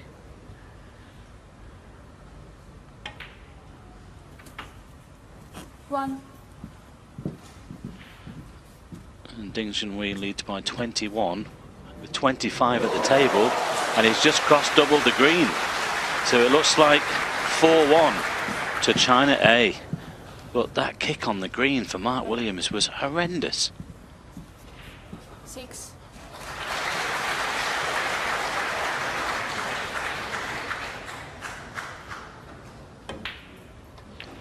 7. Yes. 12. Ding clearing up. China A are going to make it into the semi-finals for sure. And that means we're guaranteed an Asian finalist. China A now play Thailand, having dispatched Wales by 4 frames to 1. And you know, in this session it could be a very popular Chinese double. China B, the defending champions of this World Cup, not quite across the victory line yet, but everything now in their favour.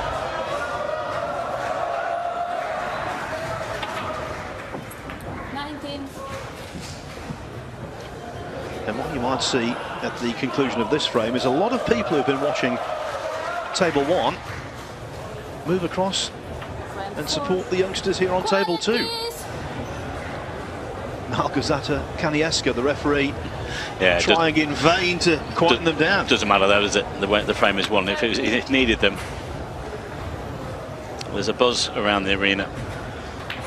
27, 5, China B trailed 1-0 and indeed 2-1. Now though, thanks to Yan Bingtao, they lead for the first time in the match. China B are not going to relinquish this title easily. They lead Belgium 3-2. About to start the second doubles match in this contest. Up against, of course, Yan Bingtao, who's out of the arena at the moment, and Zhao Yulong. And basically, the Belgians are now drinking in the last chance saloon. They are 3-2 down. It's a race to 4. They have to win this doubles, and then presumably, if Brissell nominates himself for the final singles, which I'm sure he would then have to win that. Not quite so obvious as to who the Chinese would nominate for that match if it came to pass. Zhao or Yan Bingtao. Not such a large disparity either in their record or their ranking, their career achievement.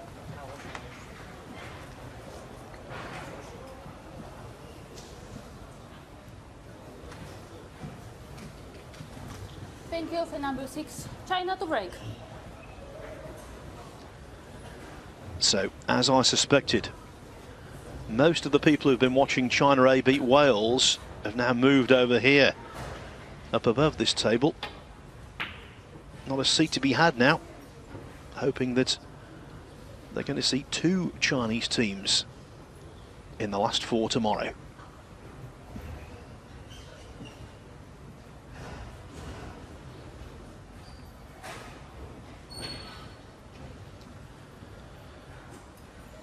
And this is probably the largest live crowd that Jeff Jacobs has ever played in front of. Maybe only eclipsed by the crowd that watched Belgium against China A in the group.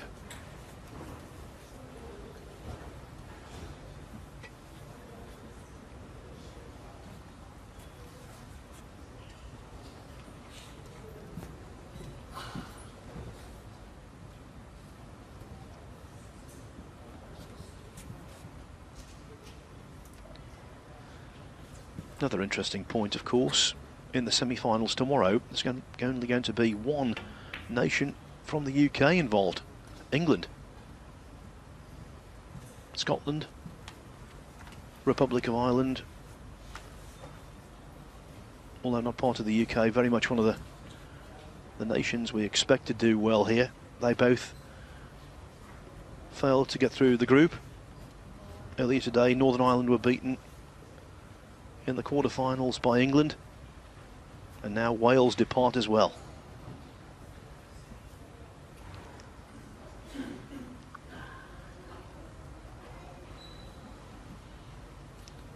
In snooker, the times they are a-changing, and a lot of people think that these 2 represent the future.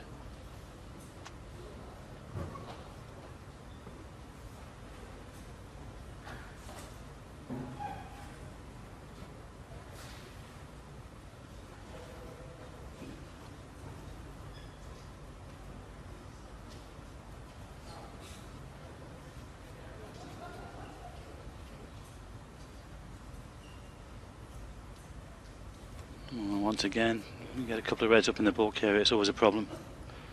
You finish up the players trying to obviously leave the white at this end of the table, not to leave anything on. Well, he's left the red to the middle. It's not easy, but it's a chance. Belgium were going good in the beginning of this match, Phil, but they've got their backs to the wall now.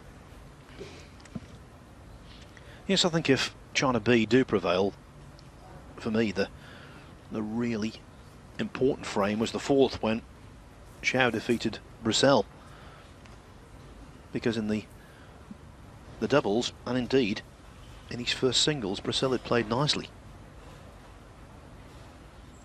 Could still be another turn though.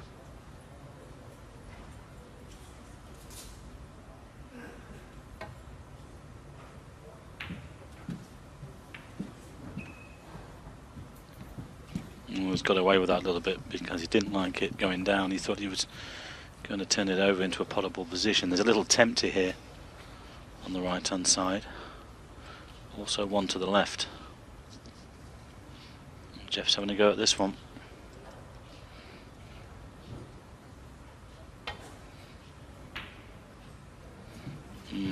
Turned it over.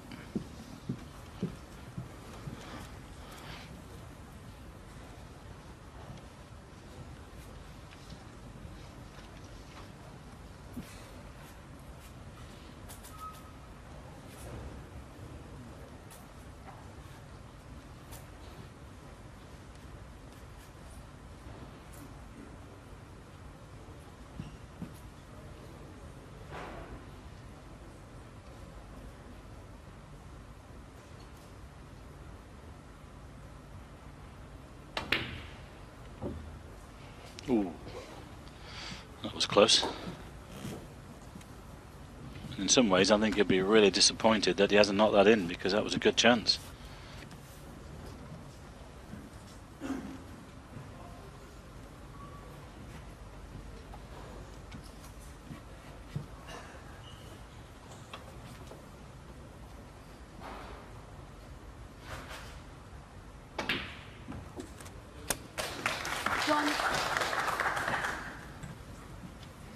Good opening red. Can Brazil weave his magic again?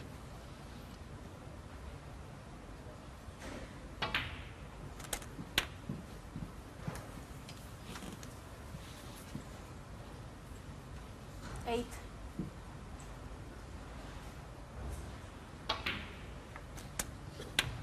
Nine.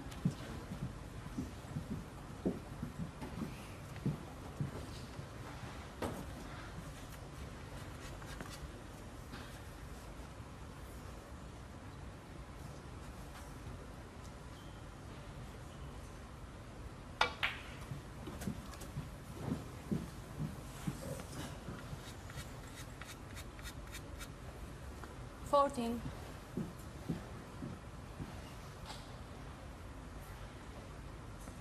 We could probably play on the yellow here, do a little bit of tidying up at the other end of the table, or go early and get on the blue and go into the bunch.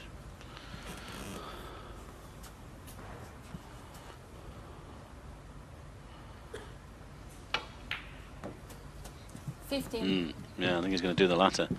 Now then, full ball on the pink here, but there's two reds set to the right corner. I hope he's checked these, because he might push them into the pocket. Full ball into the pink though, bang on the nose. Well, he didn't get them open as expected. 20. As he found a plant.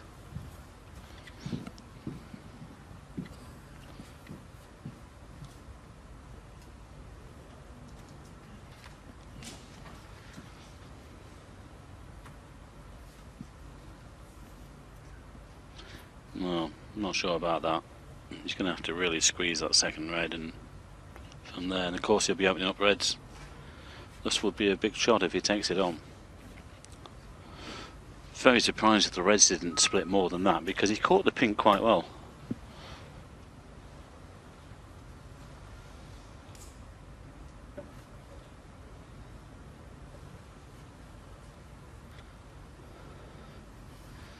Now then, will he be tempted?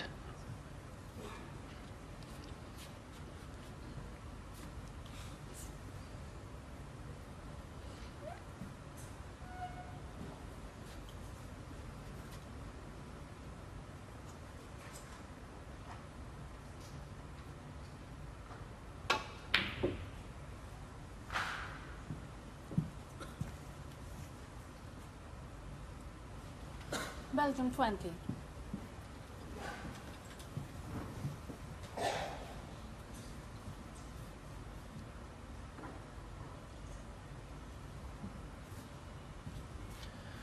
When there's a pot on, Brazil very rarely exercises caution.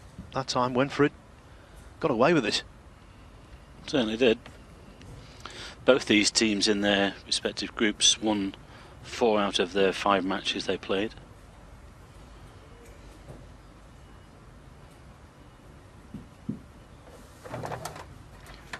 Yes, and also linked by the fact that their fate, i.e. whether they were going to make the quarterfinals, came down to the very last frame for both Belgium and China B. Yeah, let's not forget that Belgium are 3-0 behind against the Republic of Ireland, won the last 2 frames to put themselves through. We thought 1 might be enough, but 2 certainly was. They could have been out.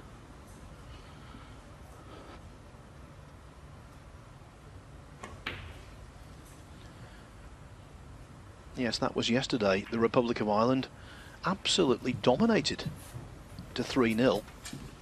But then Brissell potted a really good blue from distance to a ball pocket to make it 3-1.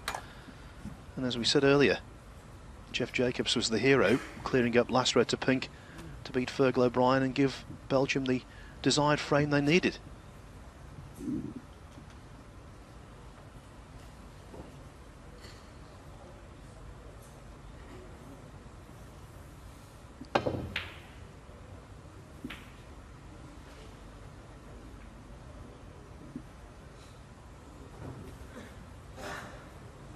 Well, the red's finished over the corner, but I think he's covered it with either the blue or the pink. Now, some thinking time needed. Yes, just to reiterate, China B also engaged in brinkmanship in their group, having to come back from 2-1 down in their final match to beat Malaysia 3-2. Yan Bingtao making a 66 break under extreme pressure to win the crucial singles against Tor Chuan Leong.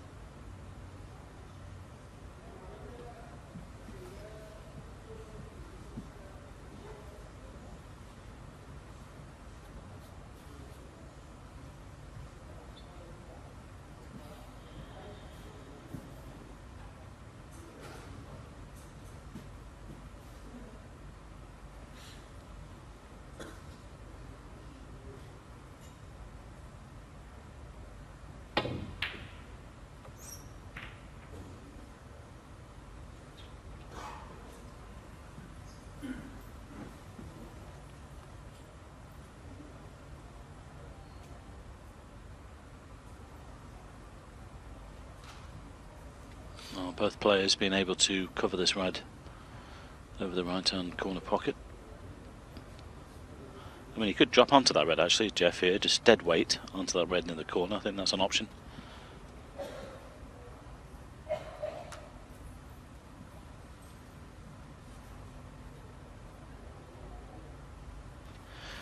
To be honest, I think that's the best option. Still a chance that Belgium could take us into a decider.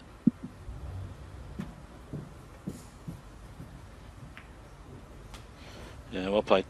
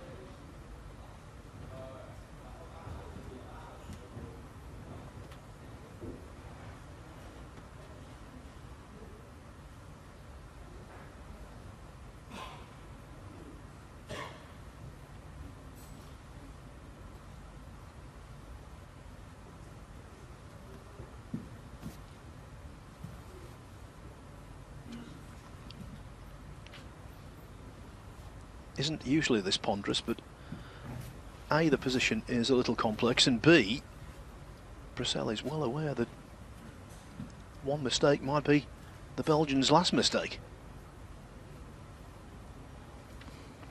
Yeah, match over.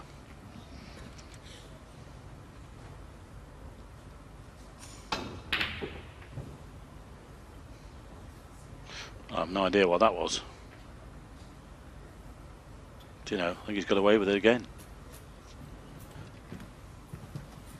Ultimately, it was very fortunate. If there's no path past the brown,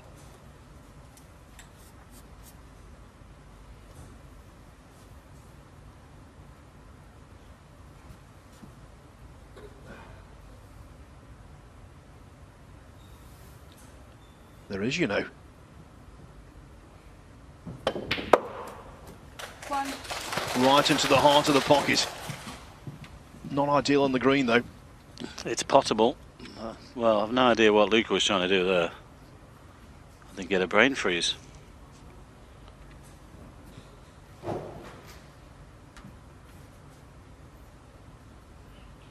Jan's problem here, although the green is quite simple, secondary contact on the brown is pretty much inevitable. I mean, he could just drop in behind the brown if he wishes.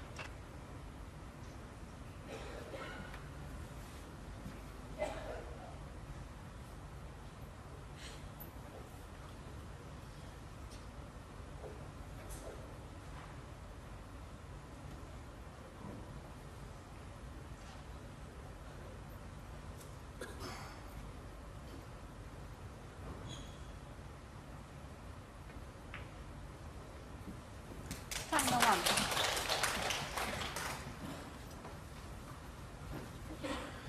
On balance, you cannot possibly second guess that shot choice.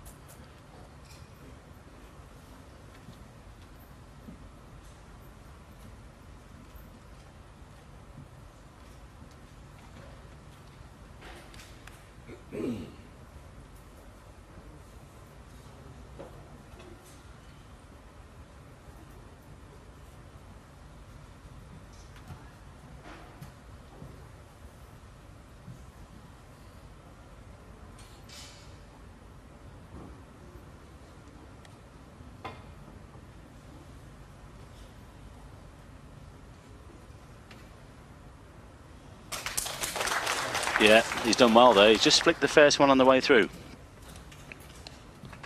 Not bad.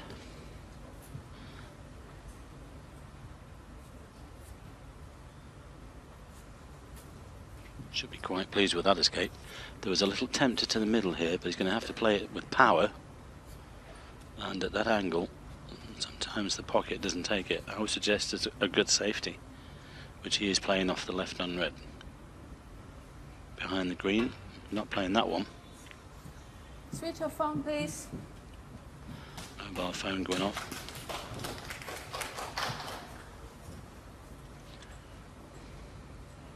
Well, a delightful weight on the cue ball. Hmm.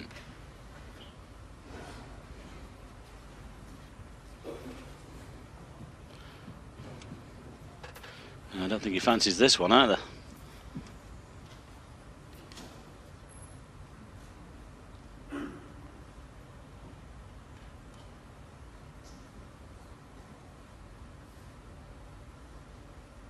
Young Bingtao here waiting the opportunity to get in and kill off this match and put themselves into the semi-finals where England awaits. Should be a cracking day tomorrow, Phil, when we get into those semis.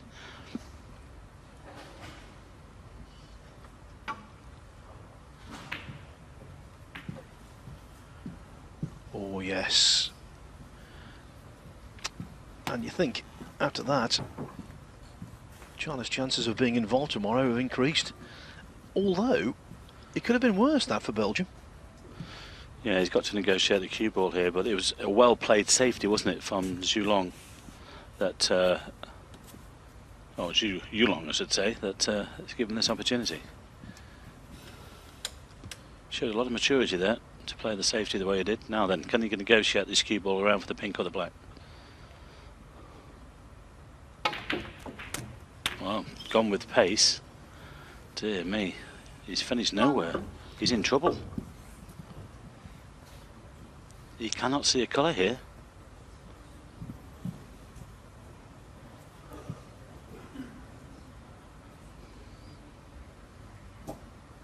Well, from having a good opportunity, it's been a role reversal.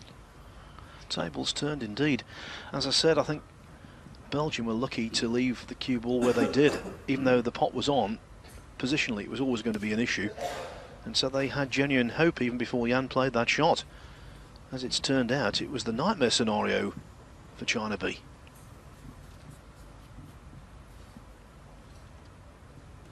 Well, can you see any of the yellow?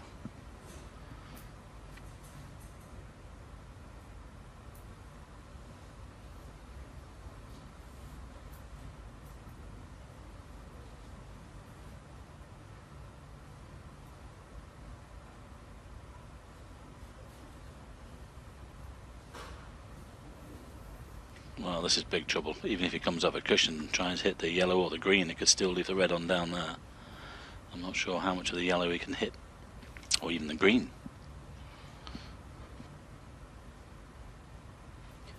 It really is amazing how many of these doubles become drawn out affairs. Really nervy. Yeah, I suppose in the singles they go for one or two more, don't they? Whereas in the doubles they don't want to let the partner down. He's playing the yellow here.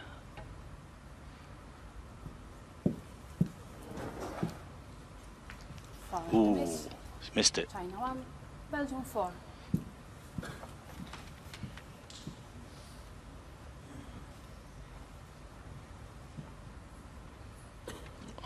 The miss has been called. I just wonder whether he might have this put back, because he's not ideally on the red. And the problem he's got, if he takes it on, the white's coming down this end of the table. I think he could possibly put this back. Well, if he does put it back, the referee Malgorzata Kanieska has to put the cue ball in exactly the original position, because it's one of those shots where a millimetre out and hitting the yellow could be a whole lot easier. Here we go. We're normally in China, they normally have the still frame, don't they? The technology. I'm not sure whether we've got it in this tournament actually. I haven't seen it yet this week. Have you? I haven't, Mike. Pinpoint accuracy required.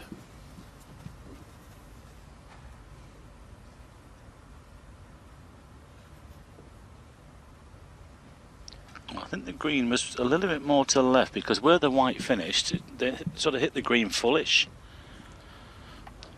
Well, if you recall, he missed the red by a fraction on the way up and still missed the yellow, so he's got to get even closer this time.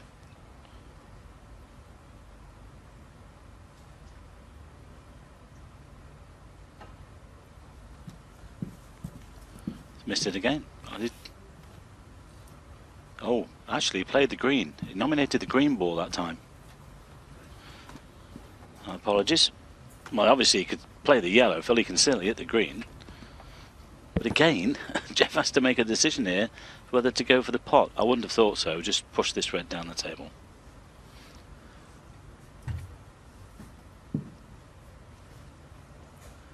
Well, the pot he refused was slightly easier than this.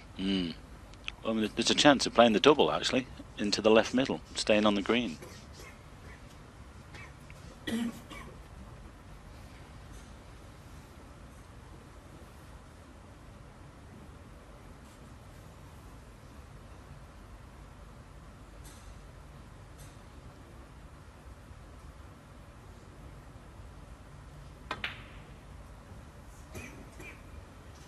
Gone for the double. It's not far away. Ooh. That was unlucky, because he had choices there, either to take on the green or lay a really nasty snooker.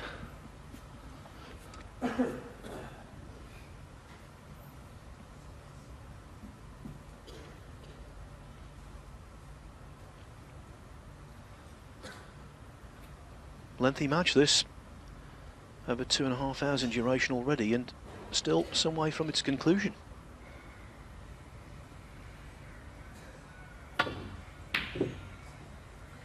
Please switch off your phone.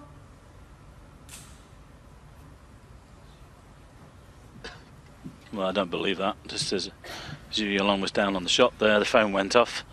I mean, you know, they've been sitting watching this match for a while. Just make sure that they're switched off or got them on silent.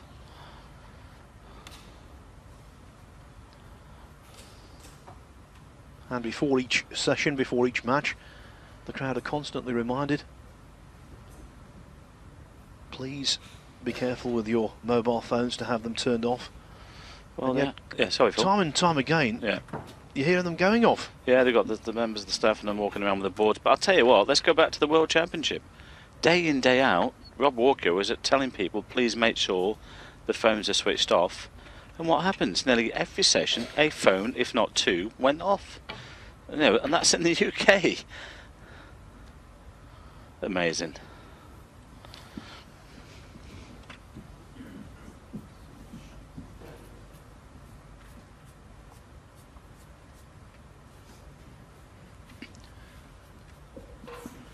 Well, after leaving his safety shot so short, if Yan Bingtao can deposit a really good red here, the Belgians might be dialing 999. Lots of pressure on it. Big risk, but a potentially immense reward.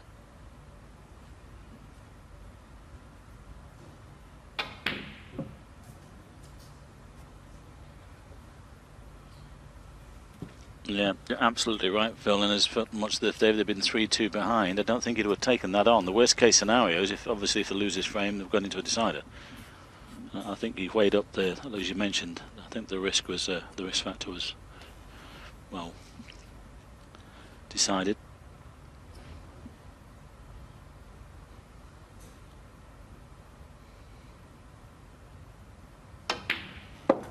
So can Jeff Jacobs here do the business and put us into a decider? We've had one today already. England got through against Northern Ireland 4-3. They led 3-0. The Irish came back to 3-all. But Judd Trump, what did he not to 90 odd in the last spell, was it? He did.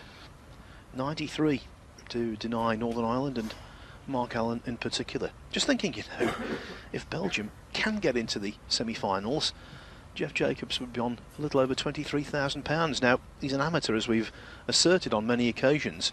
£23,000 would be a bigger payday than the career best of numerous professionals.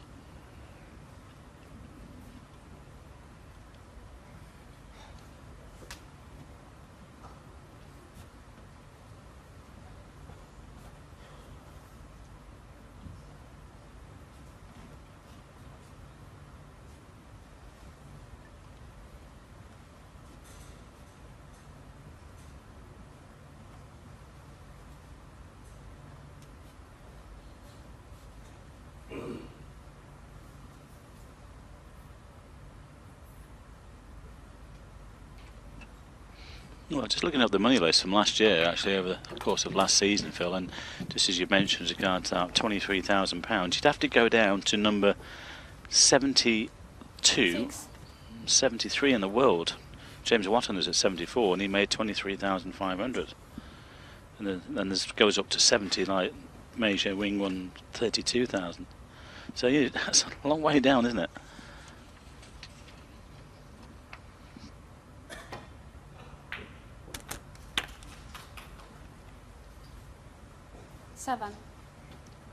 Needed a big bounce there.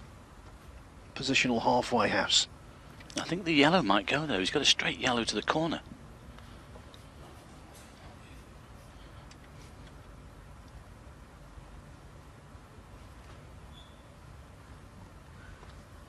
Thinking about the prize money, there's at the end of the scale. I think he's playing the snooker, is he?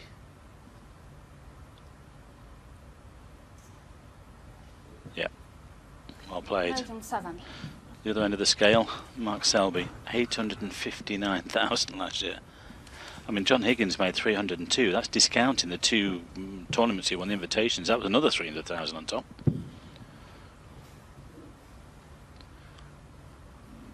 Zhao, realising that he's in a spot of bother, to say the least.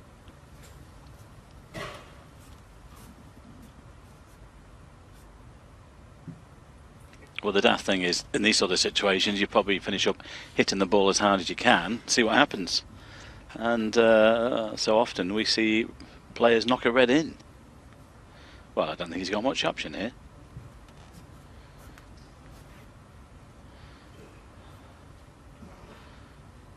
Now, the problem again here, Phil, I mean, worst case scenario, it's 3-all. But the problem again, it's a doubles match. So in a singles match, you'll probably just hit this. But of course, he's got to think about his partner. I don't think his partner will be worried about that. He knows he's in trouble.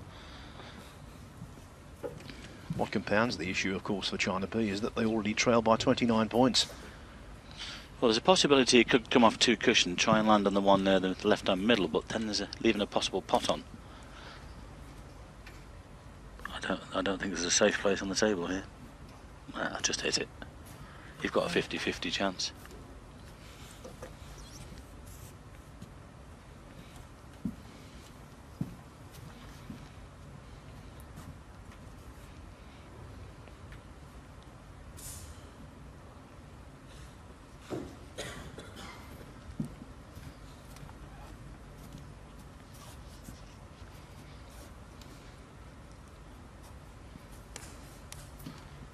He's possibly trying to get on the red that's in the middle of the left-hand cushion.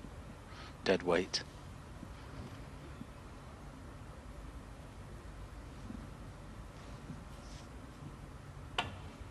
Gone with a bit more pace than I thought. He's playing the one near the black spot, actually. I'll tell you what, if he'd got that a bit harder, that would have been a perfect angle.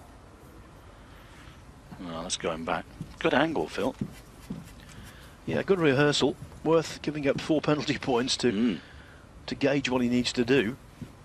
Well, imagine if he dropped on it dead weight and this side. That would be unbelievable to get away with that. But we know what he's attempting to do.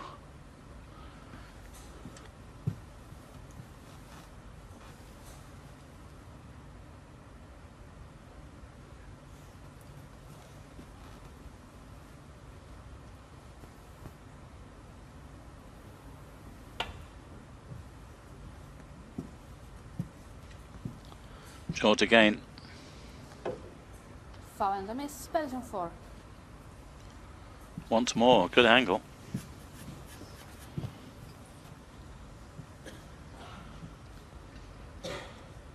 Well, Belgium won't care, they'll just sit there all day and let this happen.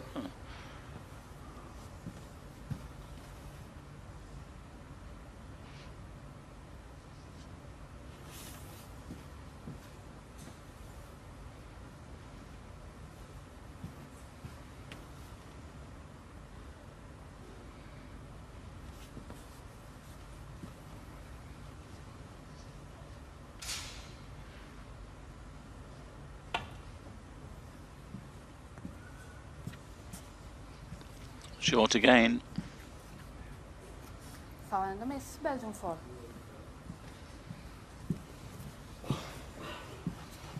Well, there's nothing wrong with the angle, he just needs to put a little more oomph into the shot.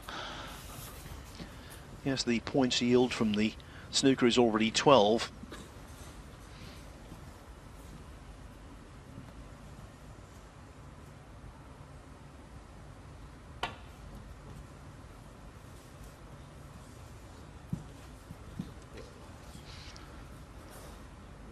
Foul and a miss, Belgium 4.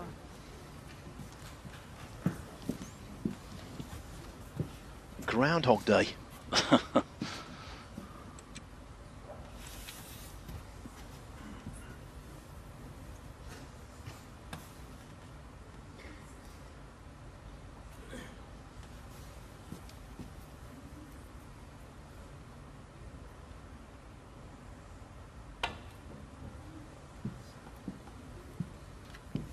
Better pace, much better pace.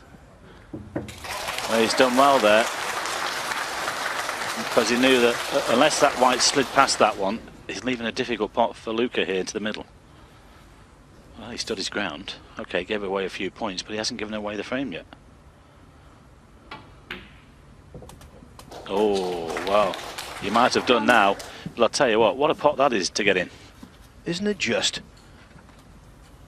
Brissell, the prime mover when Belgium won the first doubles, made a 59 break. Well, he made that look easy, Phil, didn't he? But it wasn't. It was a difficult pot. And now he's in 6, to take it all the way.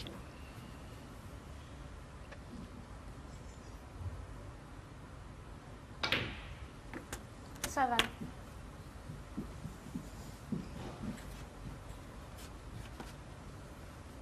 And we know that Brissell will play the deciding single should it go that far.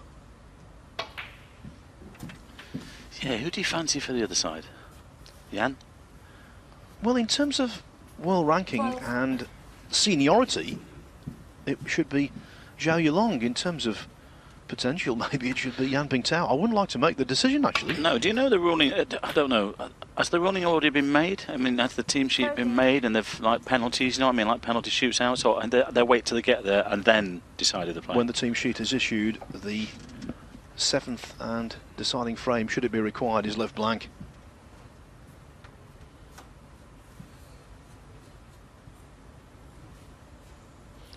Not there yet.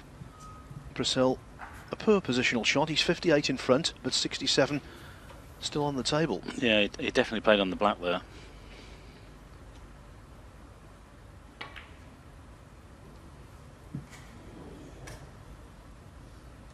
Would you believe it? Belgium 13, Would you believe that? I mean, he only wanted the black and the red. If it drops in, it's frame over. There's plenty on there for China B. Could they steal this and take the match?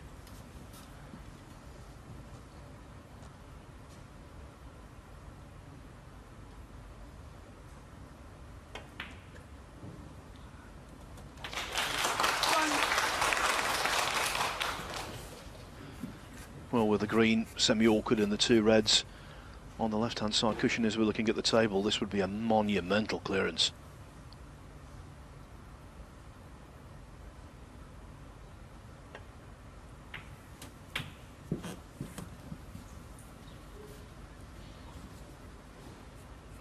eight,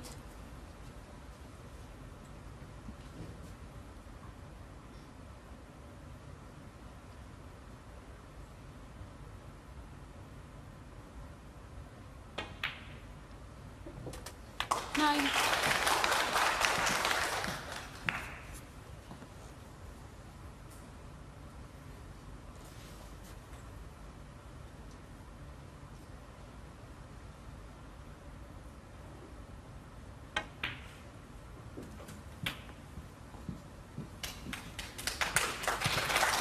Well, this is the last of the easier ones. 16, But if he can land, just hold the white there on the pink, he could probably nudge the one that's nearest the middle pocket and stay on the other one. He could even get on the other one, of course, if he gets in a nice position. But I think he should stay on the pink here. It's a perfect angle. This guy is very capable of clearing up from here. But it won't be easy.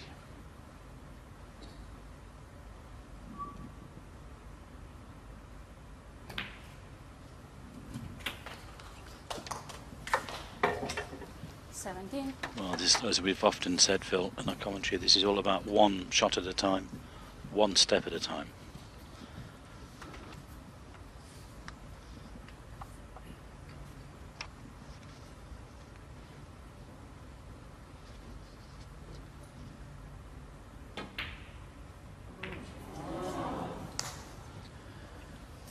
Well, that was well wide. He's concentrated so much on the cannon that he's missed the pink by a long way.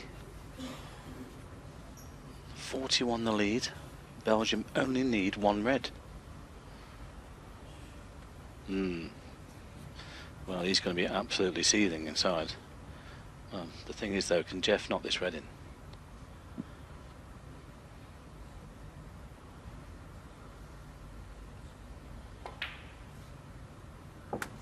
He has. Well done. Mr. Cool again.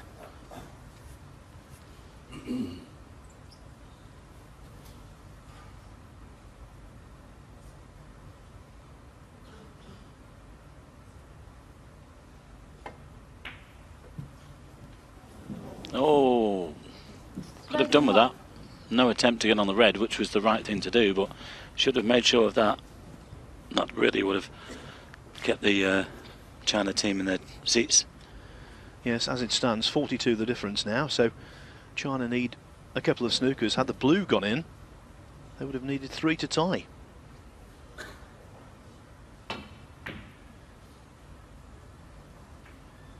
I still think we've gone into a decider though. Oh, hang on, as I've said that.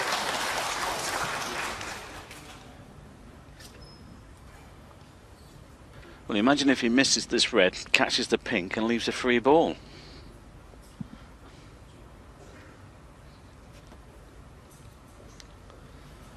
I've not got the script, Phil. It's still locked away in the safe. But stranger things have happened at this game.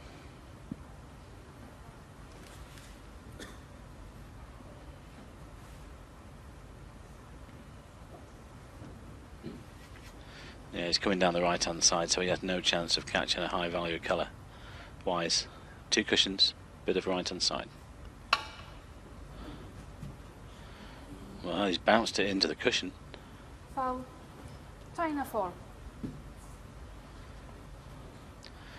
Well, he could put him back in from there actually. A miss can't be called because snookers are required.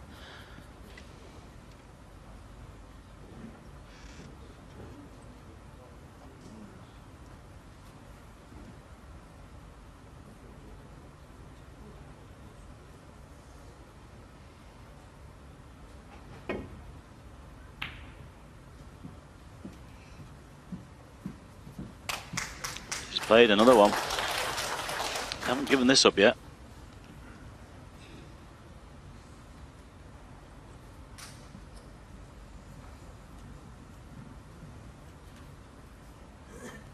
It's amazing this game, Phil, isn't it? You know, if Jeff had knocked that blue into the middle, we'd probably been set up for the final frame now.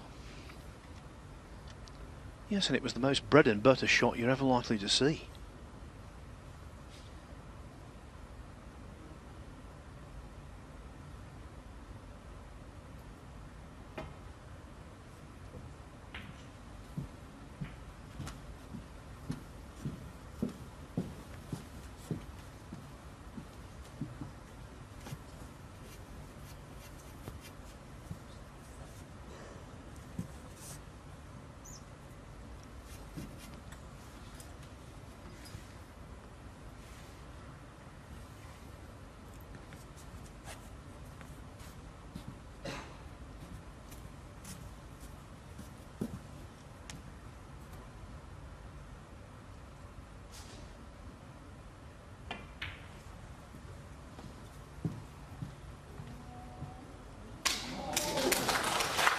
Well, it made all the difference getting the nudge, because if he handed on it, it would have just slid past the green.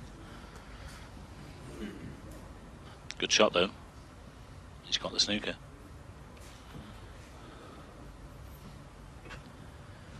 Worth pointing out that should Belgium miss this last red, the black's in the open, because that's the colour that China will have to pot.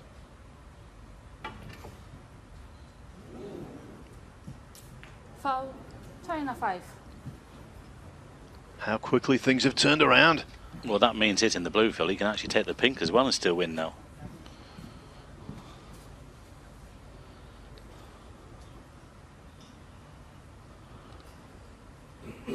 Yes, if you look at the table, a clearance, if the Chinese get the chance, is there. Yeah, the green's a couple of inches off that back cushion. He won't be taking this on because he won't go past the yellow, so just another good safety.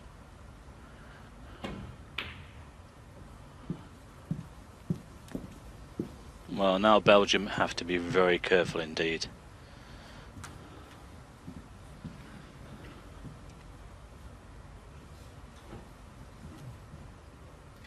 If Jeff had just potted that blue into the centre, he wouldn't have to be going through all this.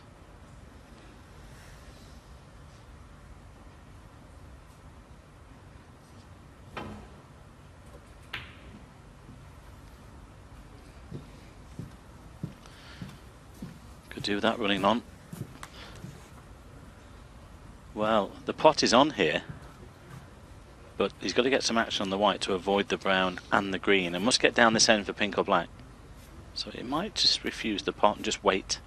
He could play the red up and down, white off the side cushion, possibly lay a snooker. Do you know, I think he's made up his mind to have a go at this, Phil. he's shaping up to try and pot this. He's got to land on something down here.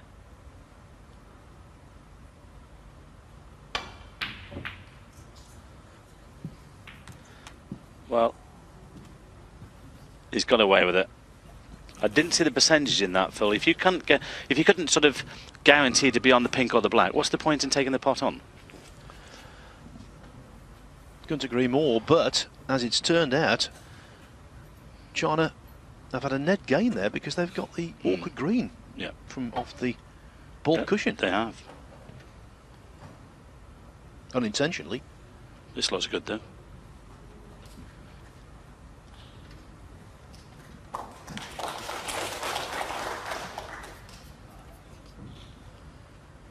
How many doubles frames this week have we seen like this?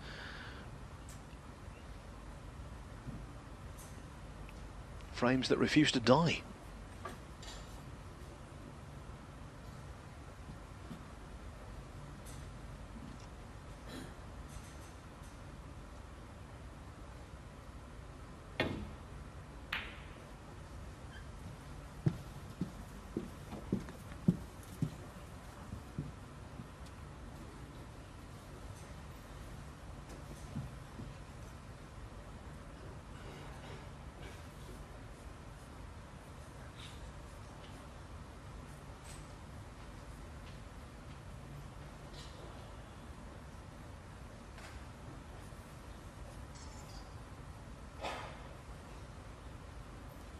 Well, there we go then, 33 in the frame, 35 on the table. Belgium only need the red to take us into a deciding frame. Well, that's pretty good. He's nearly got the snooker. Oh, he's played one. Well done.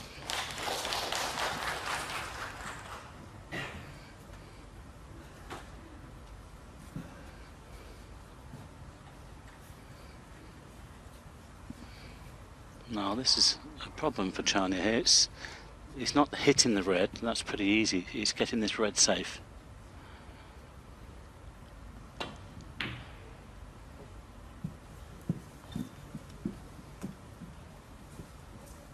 It's not bad. We'll settle for that.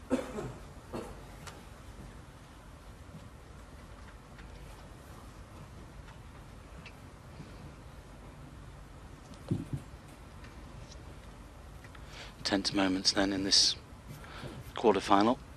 We know 3 semi-finalists already. China A will play Thailand tomorrow, and whoever comes through this one will play England. It's going to be a good day. There's going to be a lot of money on offer.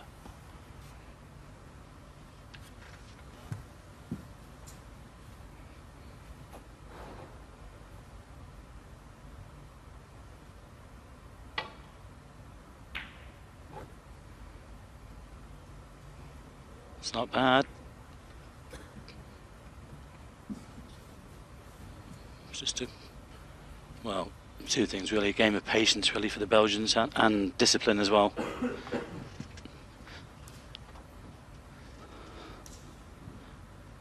The China B team could still snatch this frame and win the match. These last 2 days, Phil, have been terrific, haven't they? And the final stages of the groups yesterday were great, and again today.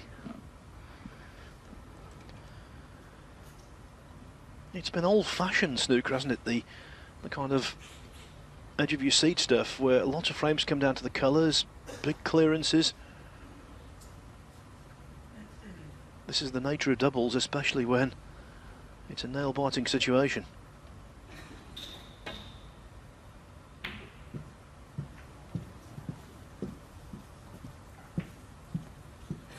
Well, he was hoping to get him behind the blue there. Now then, this is a chance to kill off this frame and put us into a decider. I'm sure Jeff Jacobs here will be going for this.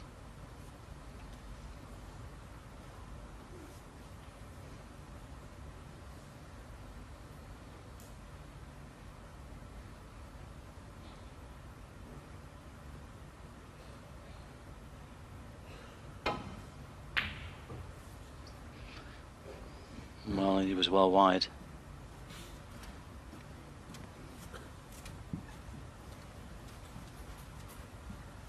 It's not too bad where it's landed. And okay, the red will pot, but of course they have to land on the pink or the black, and the pink's a little bit more awkward now. I think he's playing the safety.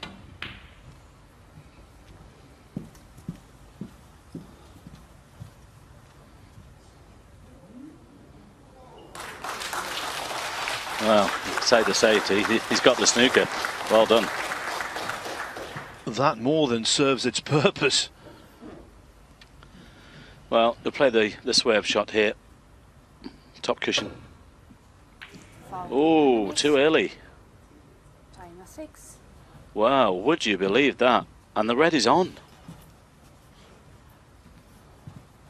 Luca, what are you doing?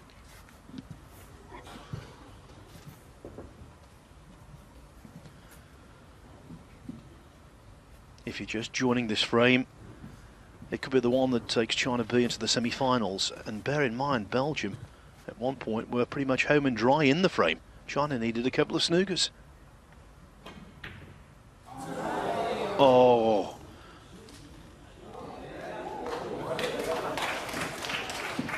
Would you believe that? He's got the snooker. Well, it only needs a nudge.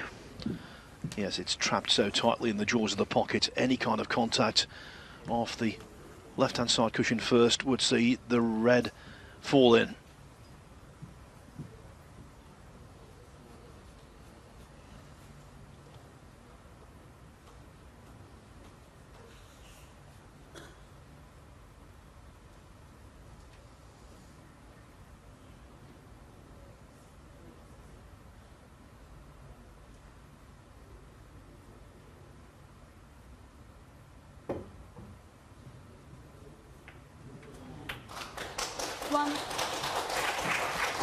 Well, he's caught it that well that he's landed on a colour as well. I think we're going into a decider, and I think in some ways, Phil, I think this quarter-final deserves that decider.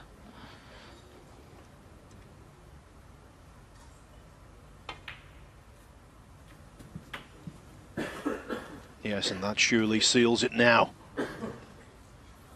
8.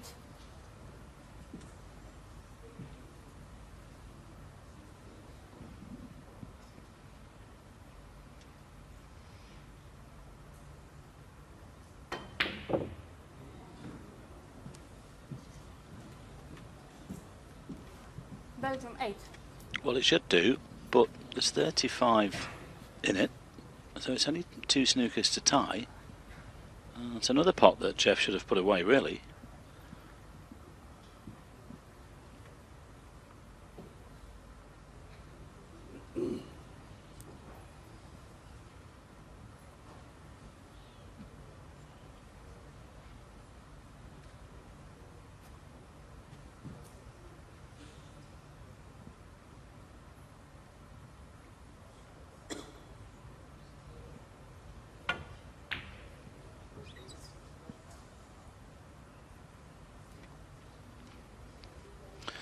Well, it's all over now.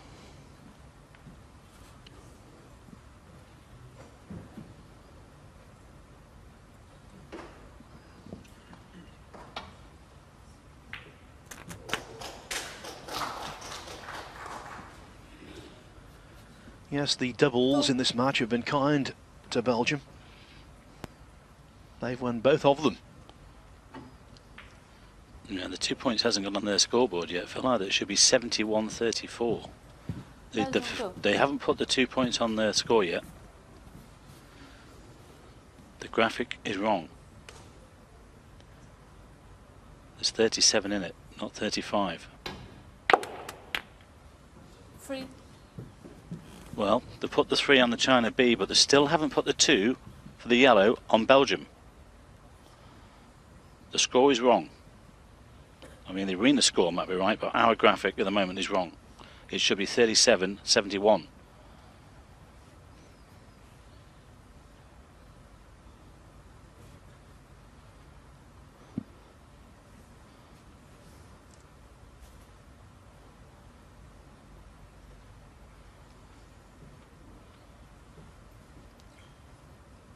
almost into a decider, but it's taken an awfully lengthy time. Well, I think I'm correct with the score, Phil. When they came to the table with the yellow on the table, there was 35 in it, with 27 on, 2 snookers to tie.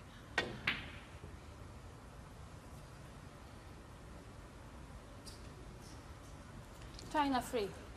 I think in any other form of the game there might have been a concession, but they're fighting and scrapping for everything.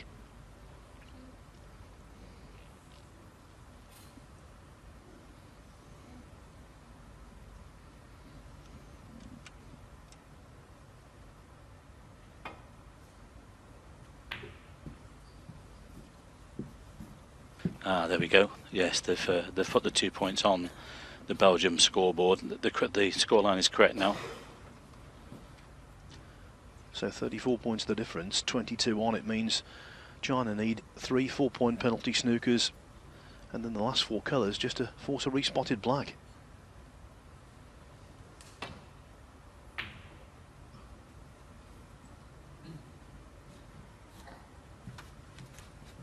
Well, all Belgium need to do is just show some discipline.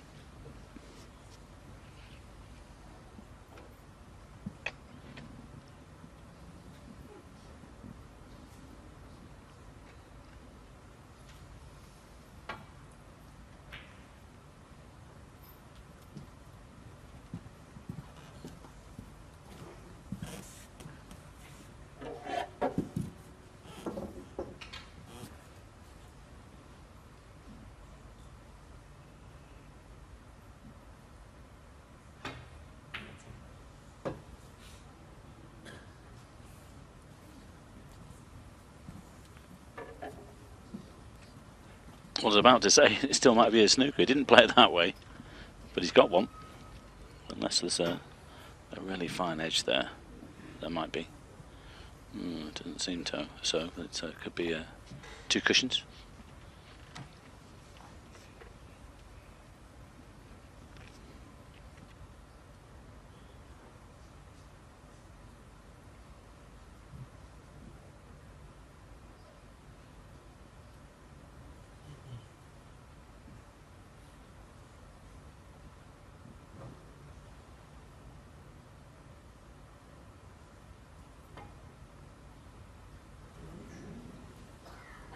Foul.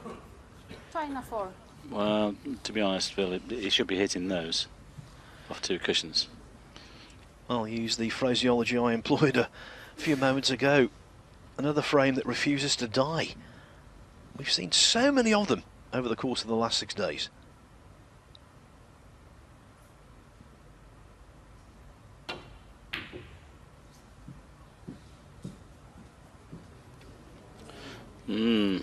That didn't need much more either. Well, you know, Belgium have got to be very careful here. They could lose this.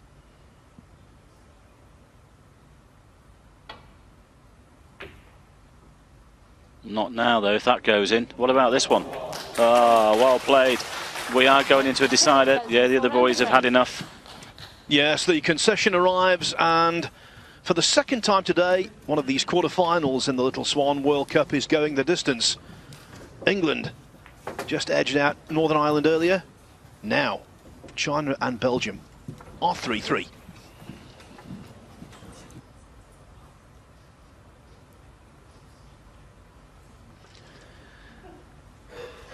The referee, Malgorzata Kanieska, pressure for her as well, because she understands the significance of what's at stake in this frame. Hard to say. Toss of the coin, really. Brussels can be inspirational. Zhao, though, solid, dependable.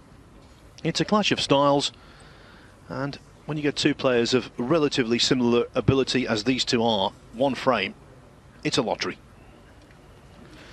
It's going to be interesting. Yeah, I was just wondering who China B would put into bat. We know it's got to be Luca coming out, I'm sure. I think on balance it's the correct decision, because Zhu is much higher ranked than Yan. He's been around for a little over 3 seasons now on the professional tour, and I think he is the senior partner of the two, although it was a very close call for me because Yan Bingtao, I think, will go on to big things in the game. Yeah, you're right. Very close call, actually. And in this match, I think these two have been the shining lights. Way back, 3 hours, 10 minutes ago, the first frame was won by Luca Vassell with a break of 66. Zhou Yulong hit back in the second frame with a break of 98. No surprise then, Phil. It is Luca.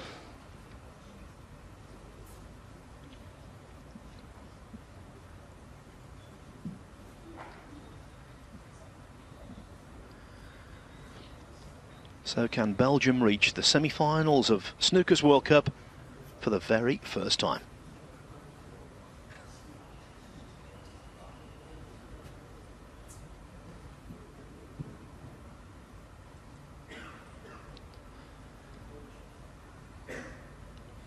The tension when you're involved in a deciding frame in an individual tournament is excessive. When the weight of your nation is on the shoulders, even more so.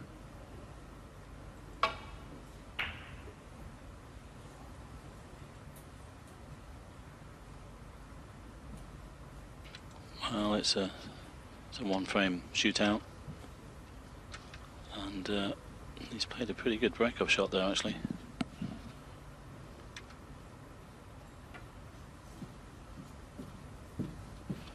Good angle, good pace.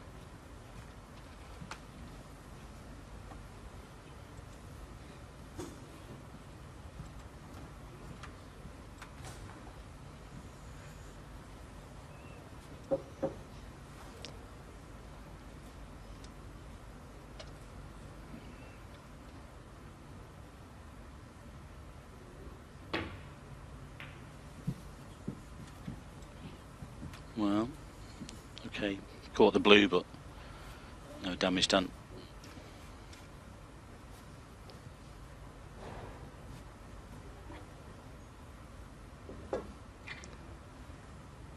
When they captured the title in 2015, China B, they had to survive a deciding frame finish in the semi-finals against Wales.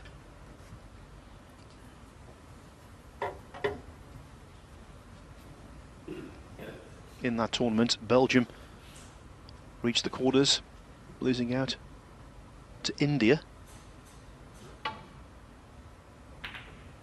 Now arises the opportunity to go one step further, but that is the first error. Well, if there has been a weakness in Luca's game today, it's been his safety. It's not been spot on by any means. So the first real chance then falls to China B.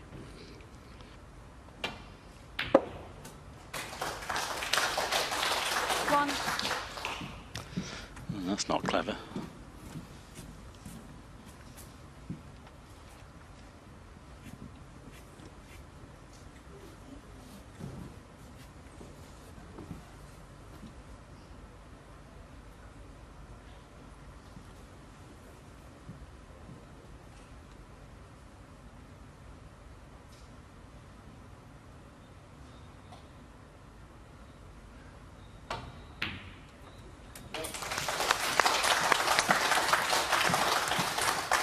Well, I wasn't quite sure whether he'd take that green on, but he has done. That was a good pot.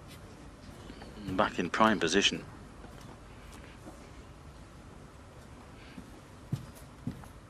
But the safety from Luca Vassell was not good.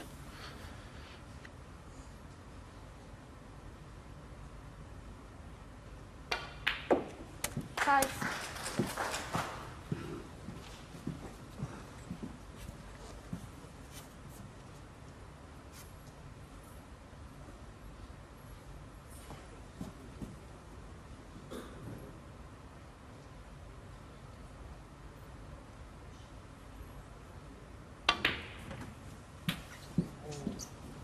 Well, neither is that. He's caught. He wanted to catch the underneath of that red.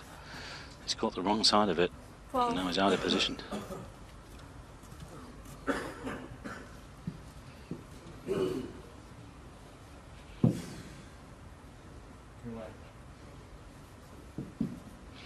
Yeah, just a little bit frustrated there. He's just asking the referee to clean the cue ball, just to think about things. Needs himself to give himself some thinking time, because that was a poor cannon that he just played there.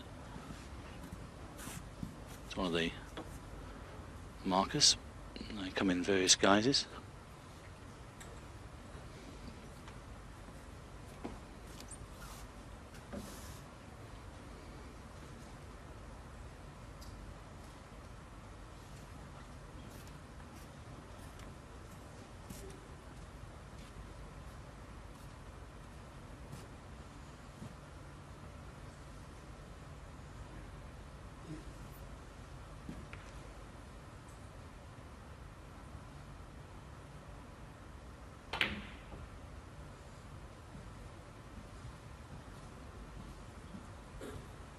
China 12.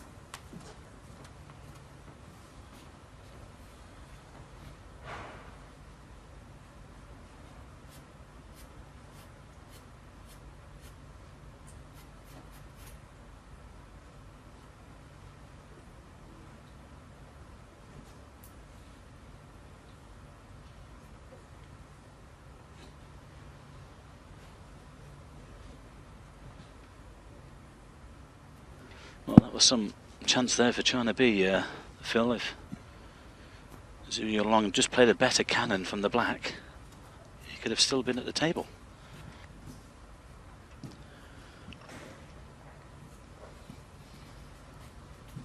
Winning in one visit in a decider takes a special talent. Stephen Hendry made a masterclass of it. He did it so often.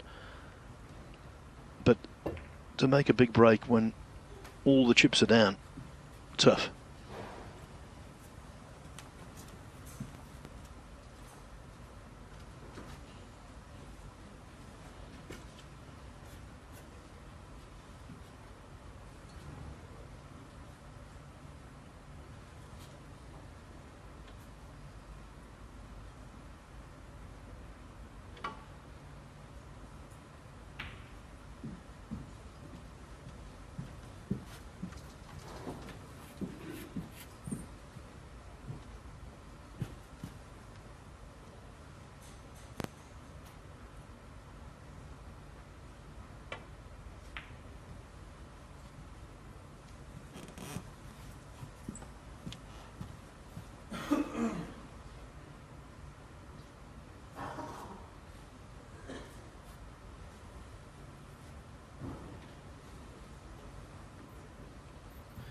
It's all about trying to play naturally and with freedom, when in fact you're very tense and the situation is entirely unnatural.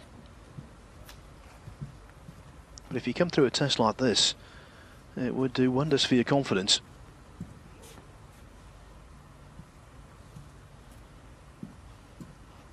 No, notwithstanding that these boys would be guaranteed, what is it, just over £46,000 between them.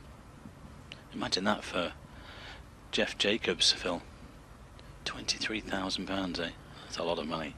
Well, for Purcell it would only be 3,000 short of his biggest payday, the 26,000 he got for getting to the final of the German Masters.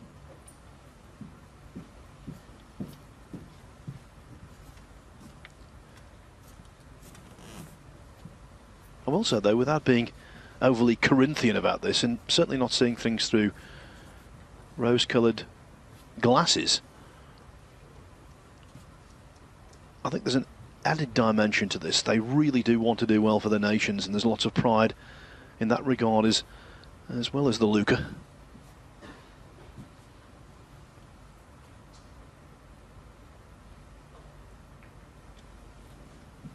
Luca for Luca.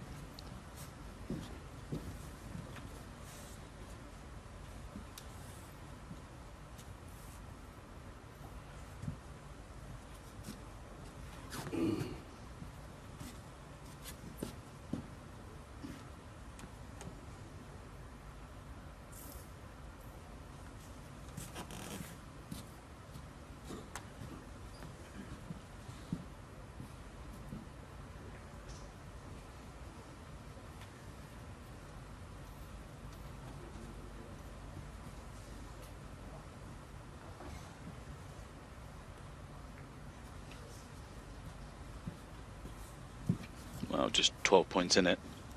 A possible re-rack. I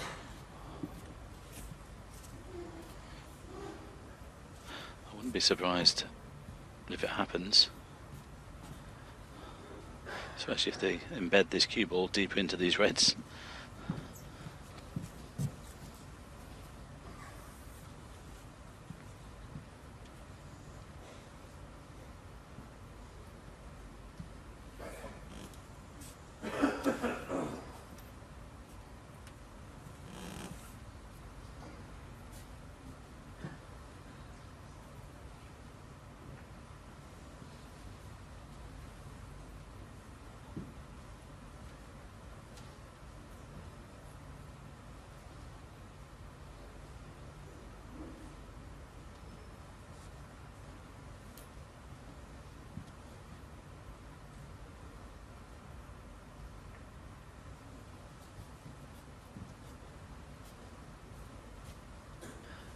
It's tedious, but it's understandable.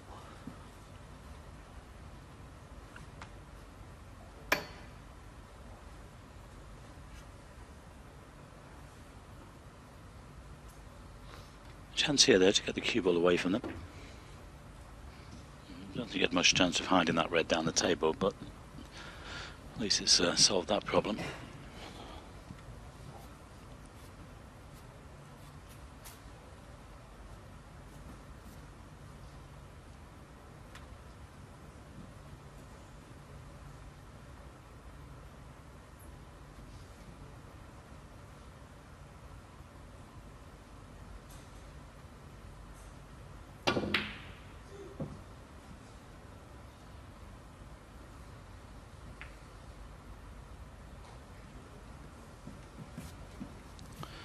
I wonder, does that pot?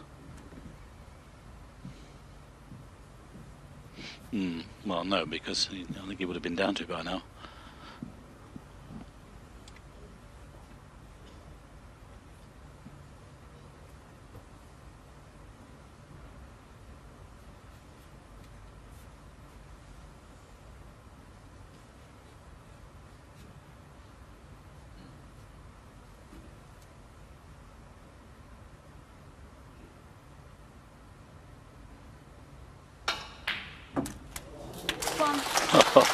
Well, sensational. No hesitation, bang in the middle. Well, could that win Belgium this frame and the match?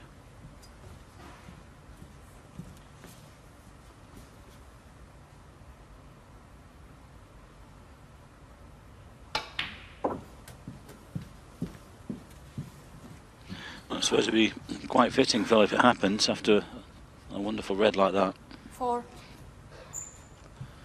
Well, I said before the start of the frame that Brissell could be inspirational. But playing left-handed, was that advisable? Was that advisable?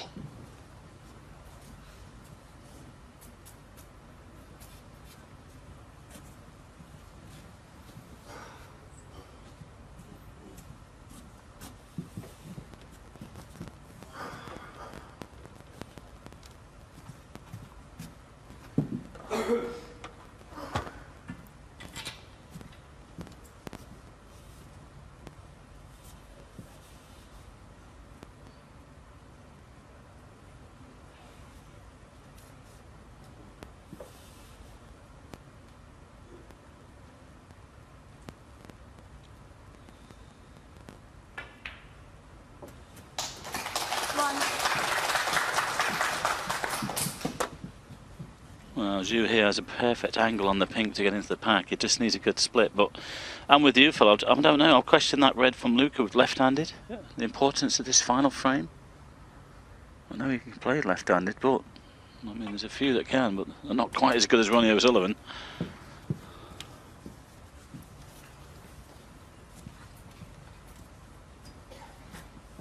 Seven.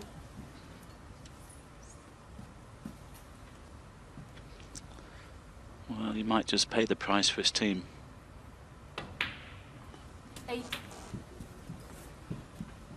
Especially if China here can get a good split on these reds.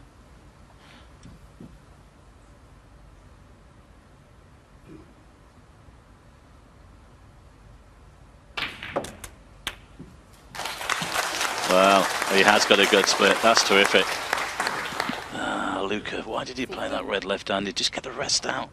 Make sure of it. You would have been on the pink. These could have been yours.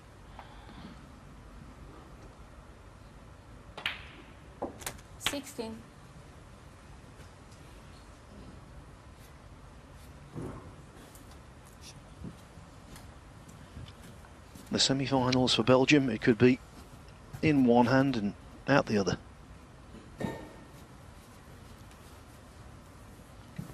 Well, literally it was from right hand to left.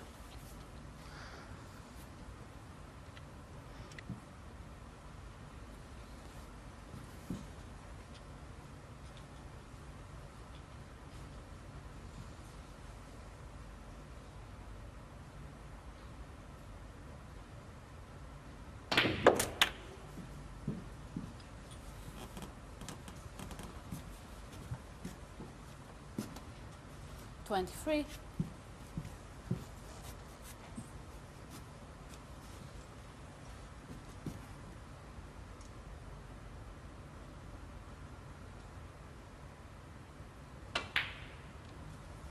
$24. Nice measured pace around the table. Not too ponderous, not too hurried either.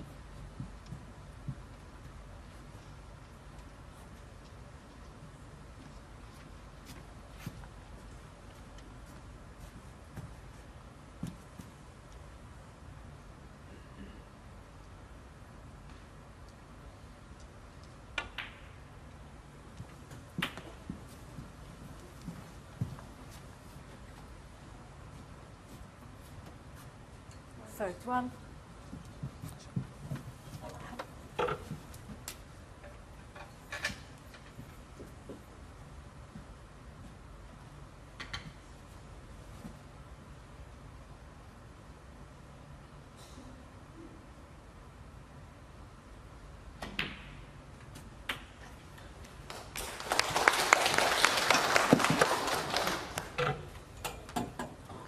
$32.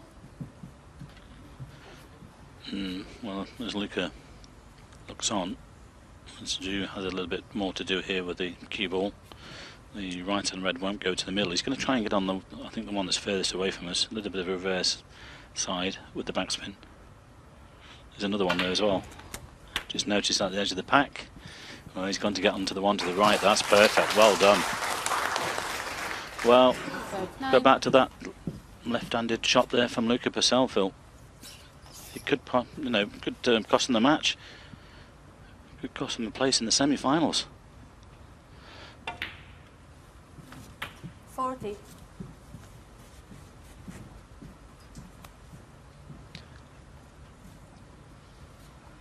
Yes, Joe, just a couple of good shots away now from getting onto the verge of victory.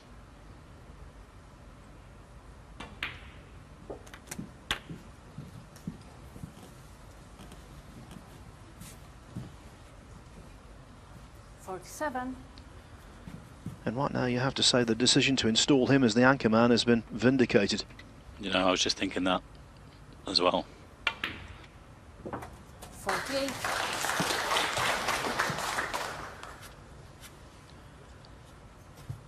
The black would give China B a 63-point lead. That would mean one more red required.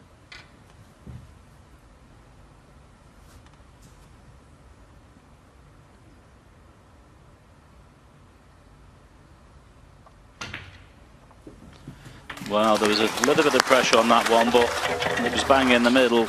And we'll just look at the position. 55.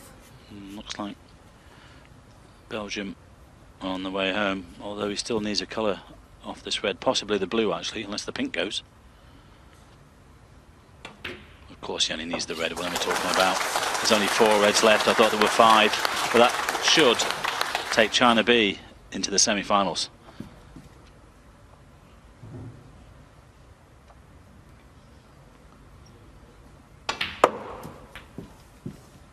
looks good. Well played. Well, I'm sure that Luca Phil is thinking, can I have that pot on the red back, and played it with the rest instead.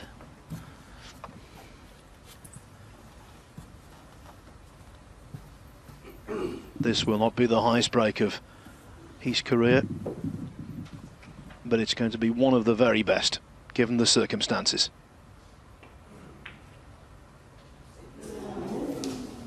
China 59.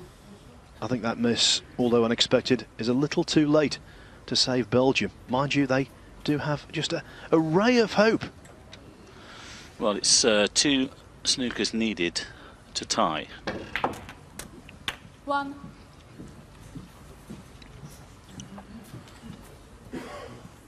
Quiet, please.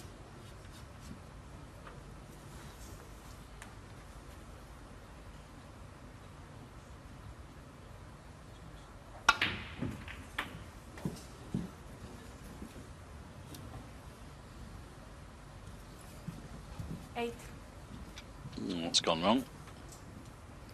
Touching ball. Well, at least it's touching the red, and there's good colours down there to get in behind.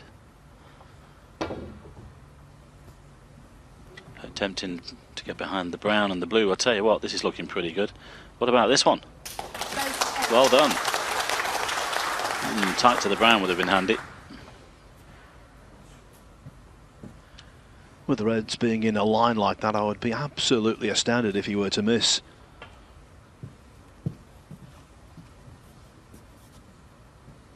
Big target.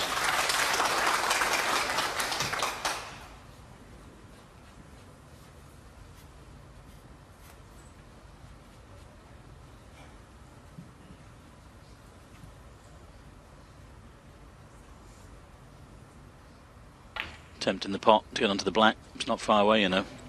Oh, what about that one? Very good. Still a lot to do here, though.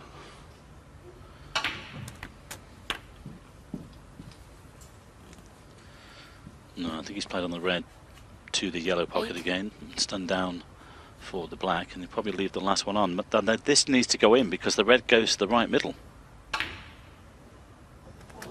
9. Well played. He knew that he was leaving that red.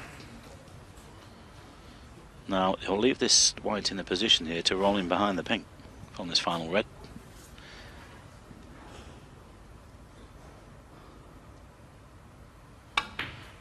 I'll tell you what, Phil, there might be a little bit of snooker left in this frame yet. Absolutely, because although he needs 2 snookers, it might be just one if he can possibly get a free ball. 16. Nicely done. Yes, and he had to get that white tight to the pink to stop Zhu coming off one cushion here. He can come off 2 cushions, right and left hand cushion.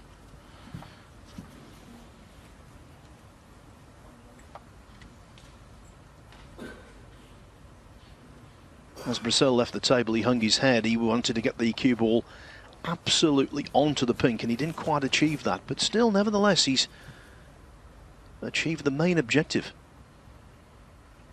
It's quite a big target though, off 2 cushions. Oh, I think he's just caught that. He's flicked it on the way through.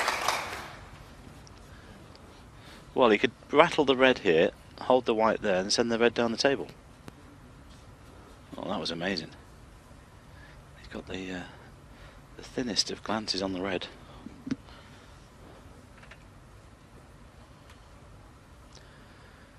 And now the simple red he missed is causing him some very, very anxious moments.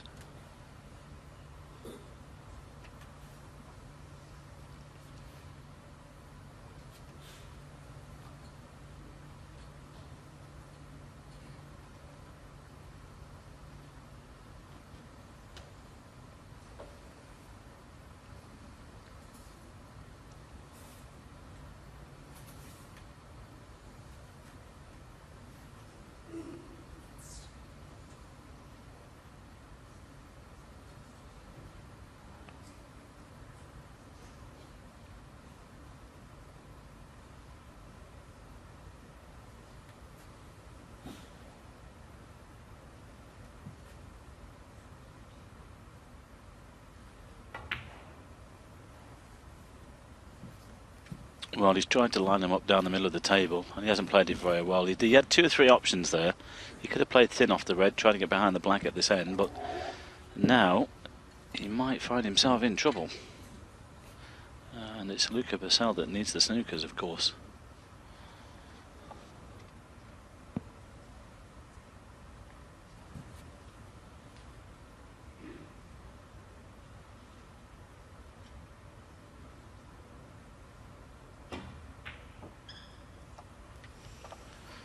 Well, he went to cut it in. I think he's got the bounce of a snooker.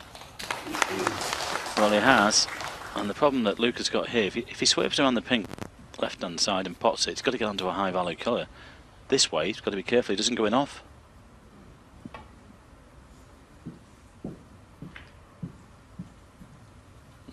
The problem he's got now is that China B are in control of the table. And overwhelmingly, numerically in control of the frame.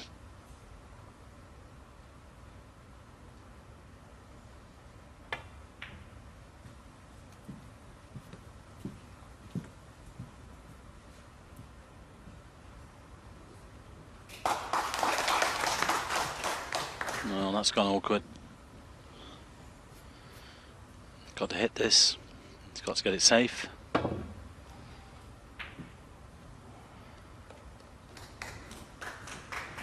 Not bad.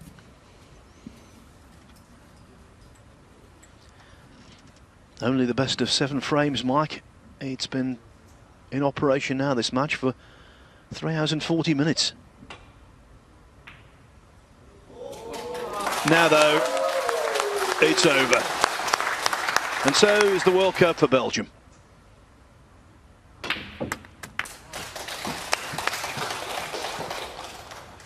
The host nation will have 2 teams 4. in the semi-finals.